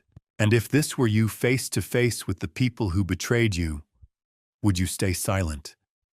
Or confront them and expose everything right now?" And a quick note. The next part of this story includes some fictionalized elements for storytelling purposes. If you'd rather not continue, this is the moment you can turn the video off. At 9:05 exactly, I pushed the double doors open. They swung inward with a heavy swoosh that commanded the attention of everyone in the room. The conversation stopped instantly. Evans looked up, expecting a frail old man with a cane. Instead, he saw me striding into the room with my back straight and my head held high. Madison's mouth fell open. She actually dropped her pen. She stared at me as if she were seeing a ghost. For a split second, she didn't recognize me. She was looking for the victim she had created, not the father she had feared growing up. Brandon stopped bouncing his leg. He froze, his eyes darting from me to the 2 large men standing behind me, blocking the exit. The color drained from his face, leaving it a sickly shade of gray. Dad, Madison stammered, standing up halfway and then sinking back into her chair. You are here." I did not answer her. I did not even look at her. I walked past her chair, my suit jacket brushing against her shoulder. I could smell her expensive perfume mixed with the sudden sharp scent of fear. I walked to the head of the table where Mr. Henderson, the title agent, was sitting. He looked up, confused and intimidated by my presence. Excuse me, I said, my voice deep and resonant, filling the room without effort. You are in my seat. The agent scrambled up, gathering his papers, clutching them to his chest like a shield. Oh yes, Mr. Sullivan. Of course, we were waiting for you to sign the final disclosures. I sat down. I took a moment to unbutton my jacket and adjust my tie. I placed my hands on the mahogany table. My hands were steady, not a tremor, not a shake. I looked across the table at the young couple. Dr. Evans and Rebecca looked confused. They sensed the shift in the room, the sudden drop in temperature that had nothing to do with the air conditioning. They looked from Madison's pale face to my calm demeanor and realized that the story they had been told was very different from the reality sitting before them. Dad, Madison hissed, leaning forward. Her voice was sharp, edging on hysteria. What are you doing? Why are you dressed like that? Just sign the papers so Dr. Evans can get the keys. We are on a tight schedule. She was trying to regain control, trying to bully me back into the role of the helpless senior. But her voice cracked. She saw Sarah standing by the door holding the file. She saw the detectives. Her brain was racing, trying to connect the dots. But the picture was too terrifying to accept. Brandon cleared his throat, a sound like dry leaves crushing. Yeah, Gerald. Let's just get this done. We have the car waiting downstairs to take you to the place. I slowly turned my head to look at Brandon. I held his gaze until he looked away, unable to bear the weight of it. There is no car, Brandon, I said softly, and there is no place. Then I turned my attention back to the buyers. I gave them a genuine, apologetic smile. Dr. Evans, Rebecca, I want to thank you for coming today. I apologize for wasting your time and for the deception you have been subjected to. Deception, Dr. Evans asked, his hand instinctively moving to cover the check on the table. Mr. Sullivan, I don't understand. Is there a problem with the inspection? Madison stood up, slamming her hand on the table. Dad, stop it! He is having an episode! She shouted to the room, desperate to drown me out. He is confused. He doesn't know what he is saying. Give me the pen. I have power of attorney. I will sign for him. She reached for the document, her hand clawing at the air. I did not move. I did not raise my voice. I simply looked Dr. Evans in the eye and delivered the words that would shatter her world. I am sorry, doctor, I said, my voice calm and final, but this house is not for sale. The room went dead silent. You could hear the hum of the refrigerator in the kitchenette down the hall. Not for sale, Madison whispered, her face contorting into a mask of pure rage. You can't do this. The deal is done. We have a contract. No, Madison, I said, turning to face her fully for the first time. You have a fraud. A tuon. And I am canceling the show. Sarah stepped forward before Madison could scream again, placing a heavy file folder onto the polished mahogany table with a thud that sounded like a gavel striking a block. The room was so quiet that the sound echoed off the glass walls. She did not look at Madison or Brandon. She looked directly at Mr. Henderson, the title agent who was already sweating through his cheap suit. This is a certified copy of the deed for the property at 45 Dearborn Street, Sarah announced, her voice cutting through the tension like a scalpel. As you can see, Mr. Henderson, the property was transferred into the Patricia Living Trust 5 years ago. The grantor was Gerald Sullivan. The sole trustee is Gerald Sullivan. She slid another document across the table. And this, she continued, is the quitclaim deed your agency prepared last week. It purports to transfer the property from Gerald Sullivan, the individual, to Madison Sullivan Dunn. However, Gerald Sullivan, the individual, had no title to transfer. The title was held by the trust. Therefore, this document is void ab initio. It is legally worthless. And since you failed to perform a basic title search, which would have revealed the trust existence, you are looking at a gross negligence suit that will likely cost you your license. Mr. Henderson turned a shade of pale, usually reserved for corpses. He looked at the papers, his hands shaking so badly he could not even pick them up. But Madison said, he stammered. She said she had power of attorney. Sarah laughed, a short, sharp sound. A power of attorney cannot be used to transfer assets out of a trust that the agent does not control. And more importantly, take a look at the signature on your deed. She pointed to the jagged, shaky scrawl on the fraudulent document and then laid a canceled check from 5 years ago next to it. The difference was undeniable. One was the writing of a man pretending to be weak. The other was the bold, confident stroke of a builder. That signature is a forgery, Sarah said, and using a forged document to facilitate a real estate transaction of this magnitude constitutes wire fraud and grand larceny. Dr. Evans stood up abruptly, pushing his chair back. He looked at the cashier's check on the table as if it were contaminated. He grabbed it, his knuckles white. "I think we have seen enough," he said, his voice trembling with anger. "Mr. Sullivan, I am deeply sorry. We had no idea." He turned to Madison, who was sitting frozen in her chair, her mouth opening and closing like a fish out of water. "You should be ashamed of yourself," he spat at her. "You wasted our time. You wasted our emotional energy. And you tried to make us accomplices to a crime. My lawyer will be contacting you regarding the inspection fees and the legal costs we incurred. Do not ever contact us again." "Come on, Rebecca," he said, guiding his wife toward the door. "Let's get out of here." They walked out, leaving a vacuum of silence in their wake. The check, the $1.8 million lifeline, was gone. The door clicked shut, and the sound was like a prison cell locking.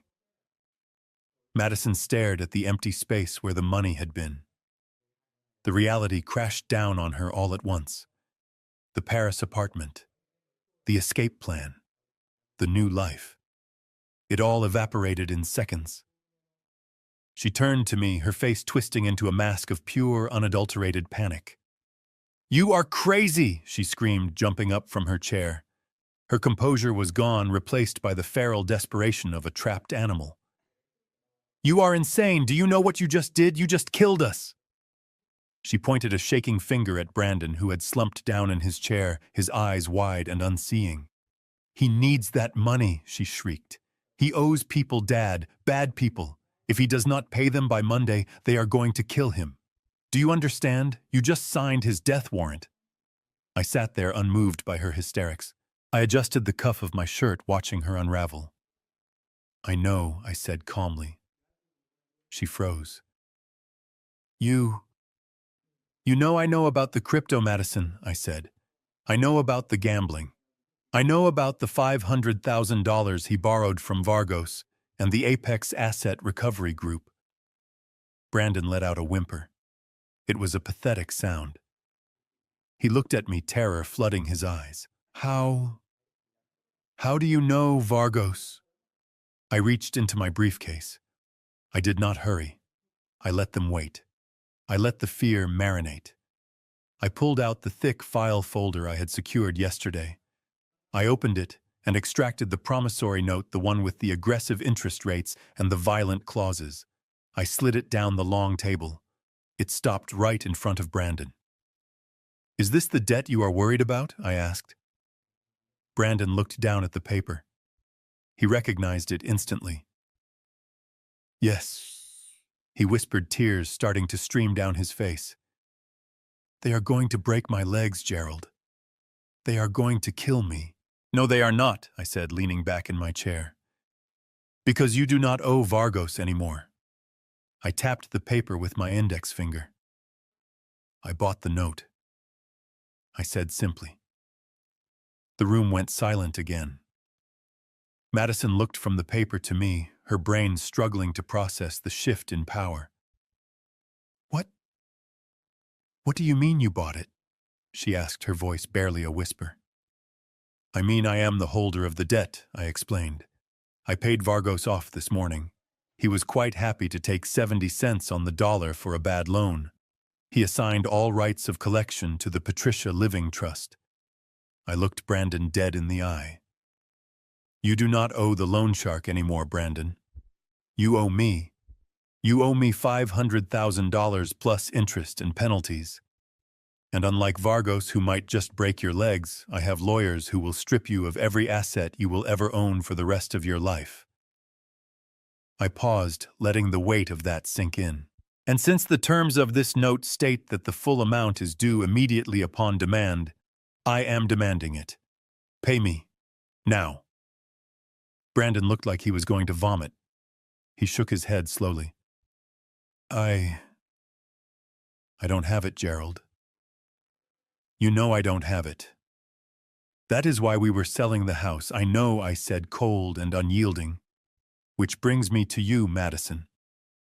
I turned my gaze to my daughter. She was trembling, leaning against the table for support. She looked small now, stripped of her arrogance. You were counting on your business to keep you afloat once you got to Paris, right? I asked. You thought you could run your real estate empire remotely. I pulled another document from my briefcase. The lease assignment from Frank Russo. Well, that is going to be difficult, I continued, because you don't have an office anymore.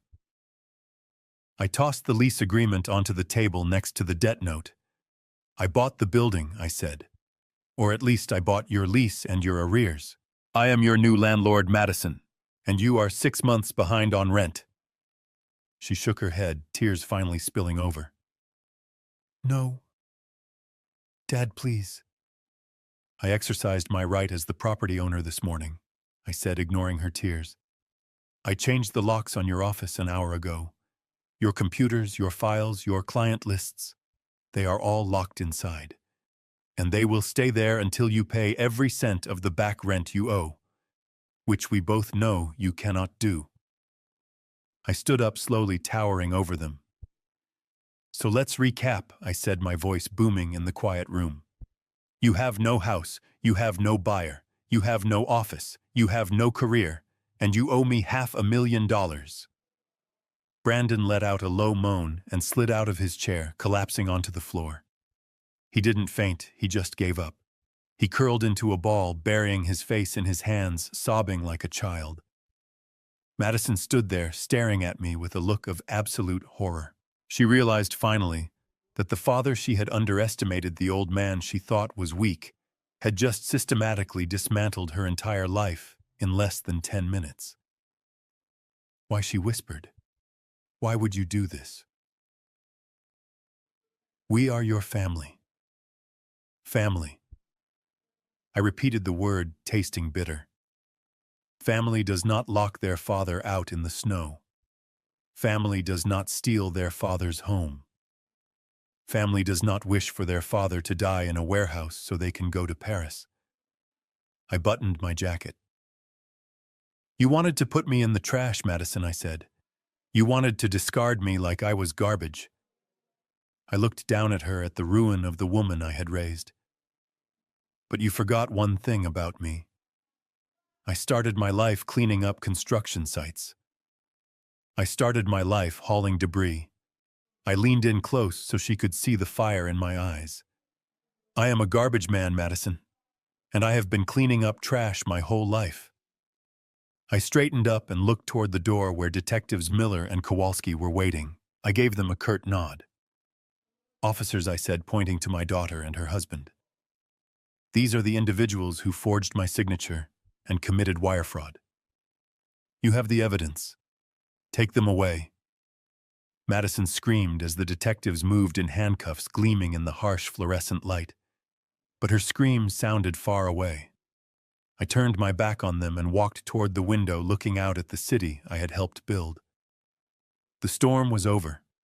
The cleanup had begun. The sound of handcuffs clicking shut is a unique sound. It is mechanical, cold, and final. In that opulent conference room with the view of the city I helped build it, rang out louder than any scream. Detective Miller was professional but firm as he pulled Brandon's arms behind his back. Brandon did not fight.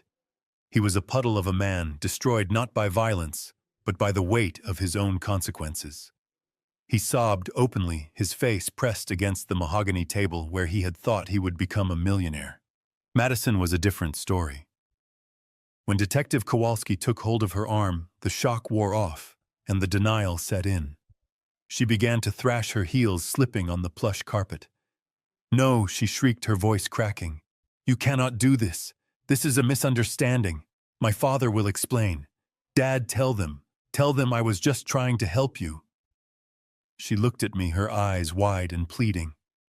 The mask of the shark was gone, leaving behind the face of the child I had raised, the child I had pushed on swing sets and tucked into bed. For a fleeting second, my heart lurched. It is a biological reflex to protect your offspring, no matter how monstrous they become. But then I remembered the cold. I remembered the porch.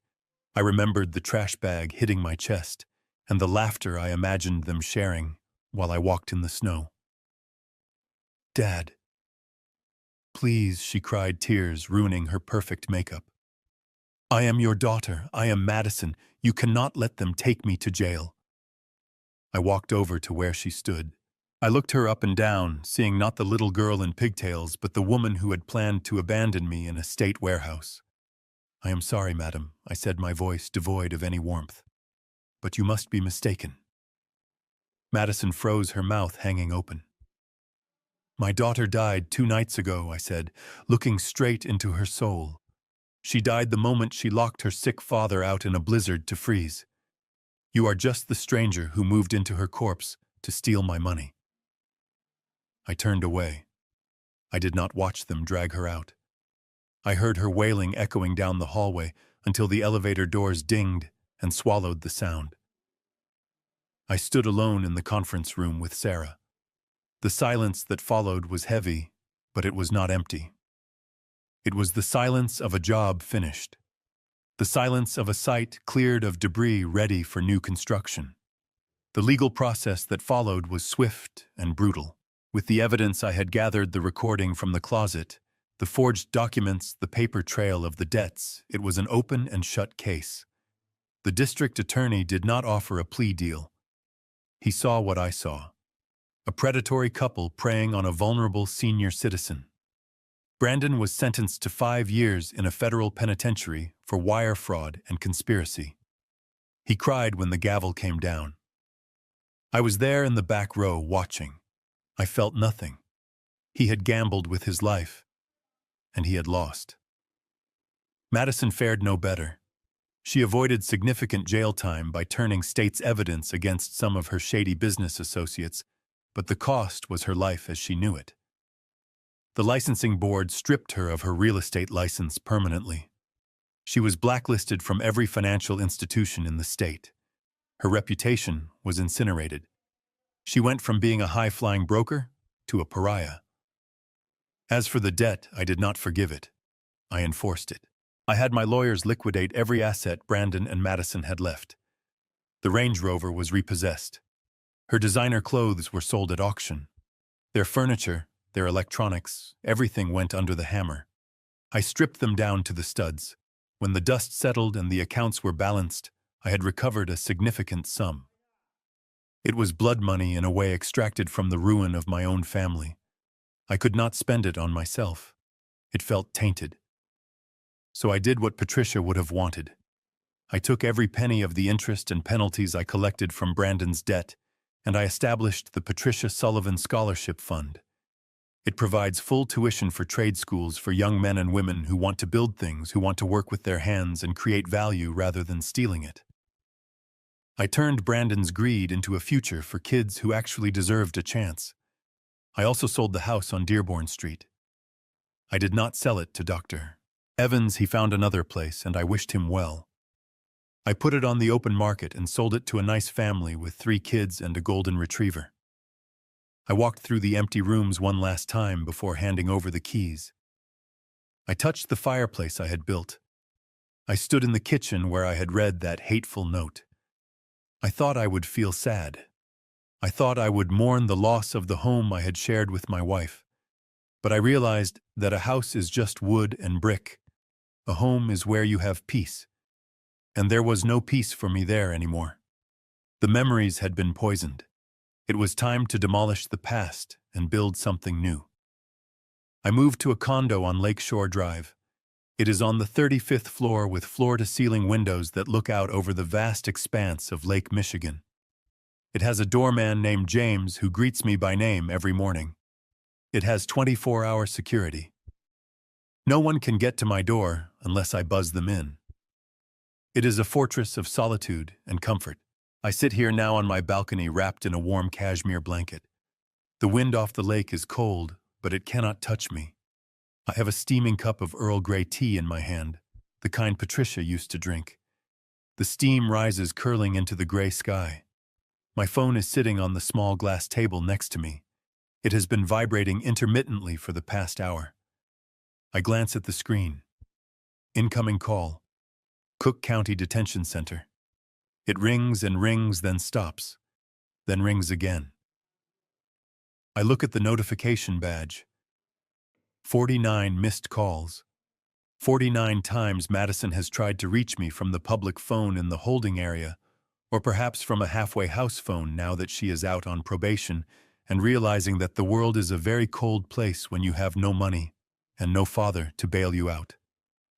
I can imagine what she wants to say. She wants to apologize. She wants to explain. She wants money.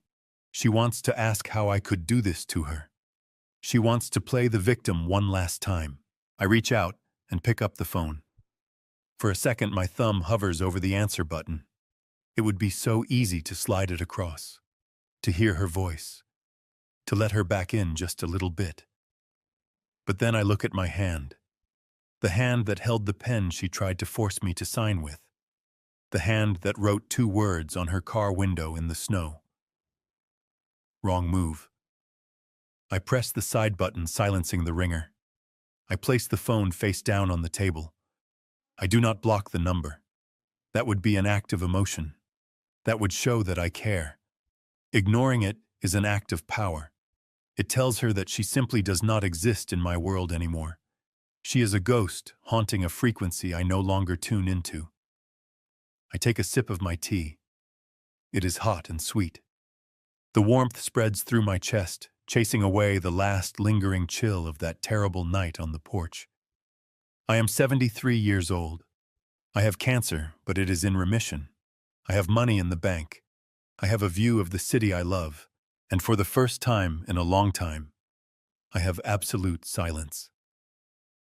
I lean back in my chair and close my eyes, listening to the wind whip around the building. I am not lonely. I am free. They tried to throw me away.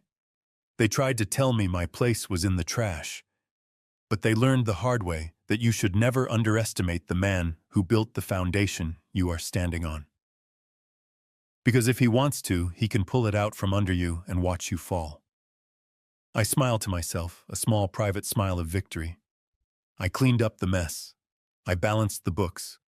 And I survived. It was without a doubt the best move of my life.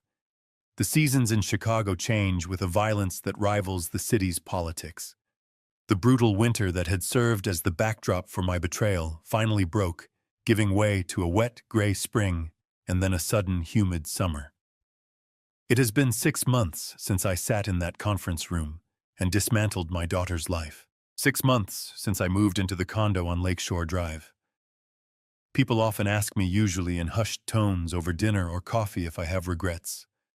They wonder how a father can sleep at night, knowing his only child is sitting in a cell wearing an orange jumpsuit instead of designer silk. I tell them I sleep just fine. In fact, I sleep better than I have in years. I was standing in the center of a large open workspace in the West Loop, a renovated warehouse that smelled of sawdust and fresh paint. This was the new headquarters of the Patricia Sullivan Trade Initiative. Around me, 20 young men and women were busy at work learning how to frame walls, how to wire circuits, how to sweat copper pipes. They were the kind of kids society usually overlooks. Kids from rough neighborhoods, kids who didn't have the money for college, kids who reminded me of myself 50 years ago. "Mr. Sullivan," a voice called out. I turned to see Marcus, a 19-year-old from the South Side, wiping grease off his hands with a rag. He had been one of our first scholarship recipients. He was sharp, hard-working, and possessed a gratitude that my own daughter had never known. I just wanted to show you the wiring on the mock-up panel, he said, beaming. I think I finally nailed the three-way switch circuit. I walked over and inspected his work. The wires were stripped cleanly. The connections were tight. The layout was logical and neat. It was professional. Good work, Marcus, I said, patting him on the shoulder. You have good hands. Respect the trade and it will feed you for life. He grinned. Thank you, sir. I wanted to say thank you again. For everything. My mom, she cried when I told her I got my certification last week. She said you are an angel. I chuckled, shaking my head. I am no angel, son. I am just a man who knows the value of hard work. As Marcus went back to his station, I saw Sarah Jenkins walking across the shop floor. She was wearing a light summer suit, her heels clicking on the concrete. She looked serious. Sarah rarely brought me good news when she had that expression on her face. I walked to meet her in the quiet of the small glass-walled office overlooking the training floor. What is it, Sarah? I asked, pouring 2 cups of water from the cooler. Is it the appeal? She nodded, taking the cup. Madison's public defender filed another motion for early release based on hardship. She claims the conditions in the facility are detrimental to her mental health. She says she is suffering from depression and anxiety because of the estrangement from her family. I took a sip of water. My hand was steady. 6 months ago, that might have stung. Now it just felt like reading a weather report about a storm in another country. Estrangement, I repeated dryly. That is a fancy word for consequences. What did the judge say? Sarah allowed herself a small, grim smile. Judge Harrison threw it out. He noted that her anxiety did not seem to prevent her from running a Ponzi scheme or defrauding a cancer patient. She stays in Jerry. She serves the full 30 months. 30 months. 2.5 years. It seemed like a long time and no time at all. And Brandon, I asked. He is not doing as well, Sarah said. Federal prison is not a country club, despite what people think. He has been assigned to the laundry detail. Apparently, he is not very popular. He tries to gamble with cigarettes and ramen noodles. He has already lost his commissary privileges twice. Old habits die hard. I looked out at the students on the floor. I saw Marcus laughing with another student as they measured a piece of drywall. They were building a future. Brandon was still trying to hustle in a cage. There is something else, Sarah said, reaching into her bag. She pulled out a white envelope. It was standard-issue prison stationery. The stamp was crooked. The handwriting was familiar but shaky, stripped of the arrogant loops it used to have. It arrived at my office this morning, Sarah said softly. She knows you block her calls. She knows you return her letters unopened. So she sent it to me asking me to deliver it. I stared at the envelope. Madison Sullivan, inmate, number 78492. You do not have to read it, Jerry, Sarah said. I can shred it right now. You owe her nothing. I took the envelope. The paper felt cheap and rough against my fingertips. No, I said. I think I will read this one. I waited until I was back in my condo that evening to open it. I sat on my balcony, the city lights reflecting off the black water of Lake Michigan below. I had a glass of scotch in my hand, a 15-year-old single malt that I had bought to celebrate my remission scan coming back clean last week. I was healthy. I was wealthy. I was free. I slit the envelope open with a silver letter opener. Dear Dad, I hope this letter finds you well. I know you are angry. I know I messed up. I have had a lot of time to think in here, Dad. Too much time. The nights are so loud. I can't sleep. I wanted to tell you that I am sorry. I really am. I should not have listened to Brandon. He pushed me, Dad. He told me it was the only way. I was scared. I was scared of losing everything, and I made terrible choices. But Dad, please, you have to understand. I am your daughter. I am all you have left. Do you really want me to rot in here? The other women? They are animals. I am scared every single day. I heard you started a scholarship fund. I heard you gave away hundreds of thousands of dollars to strangers. Strangers. Dad. While your own daughter sits in here without even enough money to buy shampoo at the commissary. How does that look? How can you play the philanthropist while I am suffering? Please, Dad. I am not asking you to get me out. I know you won't do that. But please just put some money on my books. Just enough so I can live like a human being. I promise I will pay you back when I get out. I have ideas, Dad. I can start over. We can start over. Don't you miss me? Don't you miss the holidays? Who is going to take care of you when the cancer comes back? Because it will come back, Dad. And when it does, you are going to need family. You are going to need me. Love, Maddie. I lowered the letter.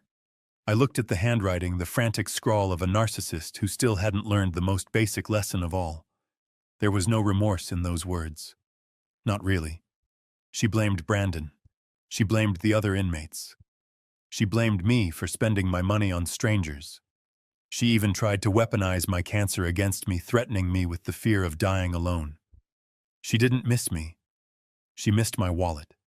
She missed the shield my money provided against the harsh reality of the world. I took a sip of scotch. The liquid was warm and smooth. She asked who would take care of me. I thought of Sarah, who handled my affairs with integrity and love. I thought of Marcus, who looked at me with genuine respect. I thought of the family who bought my old house, who sent me a Christmas card with a picture of their kids playing in front of the fireplace I built. I was not alone. I was surrounded by people who valued me for who I was, not for what they could take from me. I stood up and walked to the railing. The wind whipped at the paper in my hand. I did not burn the letter. Burning it would be dramatic. Burning it would imply that it had the power to hurt me. Instead, I walked back inside to my kitchen. I opened the drawer where I kept my household files. I pulled out a folder labeled Past Liabilities. It was the folder where I kept the copies of the eviction notices, the court judgments, the restraining orders. I slipped the letter inside. It was just another receipt, another record of a debt that had been canceled. I picked up my phone. I dialed Sarah's number. She picked up on the first ring.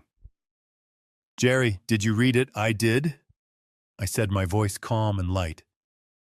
"And do you want to send a reply?" "No," I said. "No reply, but Sarah, I want to make an adjustment to the scholarship fund." "Oh, what kind of adjustment?" "I want to expand it," I said, looking out at the city lights. "Next year, let's double the intake. I want to add a program for financial literacy. I want to teach these kids how to manage their money, how to protect their assets, and how to spot a bad investment." "That sounds like a great idea, Jerry," Sarah said, warmth returning to her voice. "A very wise legacy." And Sarah, "Yes, if another letter comes from the facility, don't bring it to me. Just file it with the others.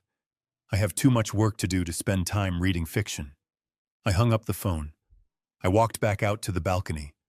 Below me, the city was alive. Millions of people rushing, fighting, loving, and building. Somewhere down there in a concrete cell, my daughter was waiting for a savior who wasn't coming. She was waiting for the old Gerald, the one who could be manipulated by tears and guilt. But that man was gone. He had died on a frozen porch in February. The man who remained was stronger. He was a builder. And for the first time in his life, he was building something that no one could ever steal from him. He was building peace. I finished my drink and set the glass down. The night air was sweet. I am Gerald Sullivan. I am 74 years old, and my life is just beginning. And to you listening to this story, remember this. I didn't become strong overnight. I became aware. God didn't remove the pain from my life, but God gave me the courage to face it without lying to myself.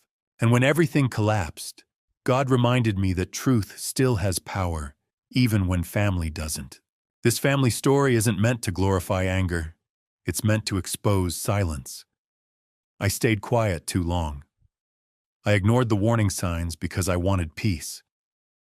Don't be like me. Learn from this family story before it becomes your reality. Love does not mean surrendering your dignity. Many will call this dad revenge, but they misunderstand.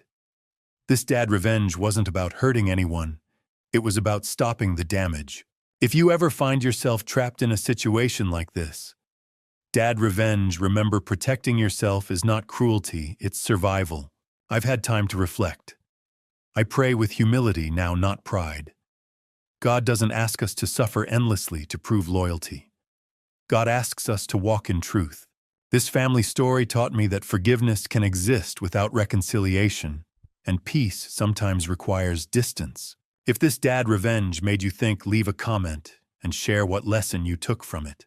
If you believe stories like this can help others, consider sharing and subscribing. It allows these messages to reach the people who need them most. Thank you for staying with me until the very end. And a final warning, future stories may include fictionalized elements created for educational purposes. If that's not what you're looking for, feel free to exit and choose content better suited to you.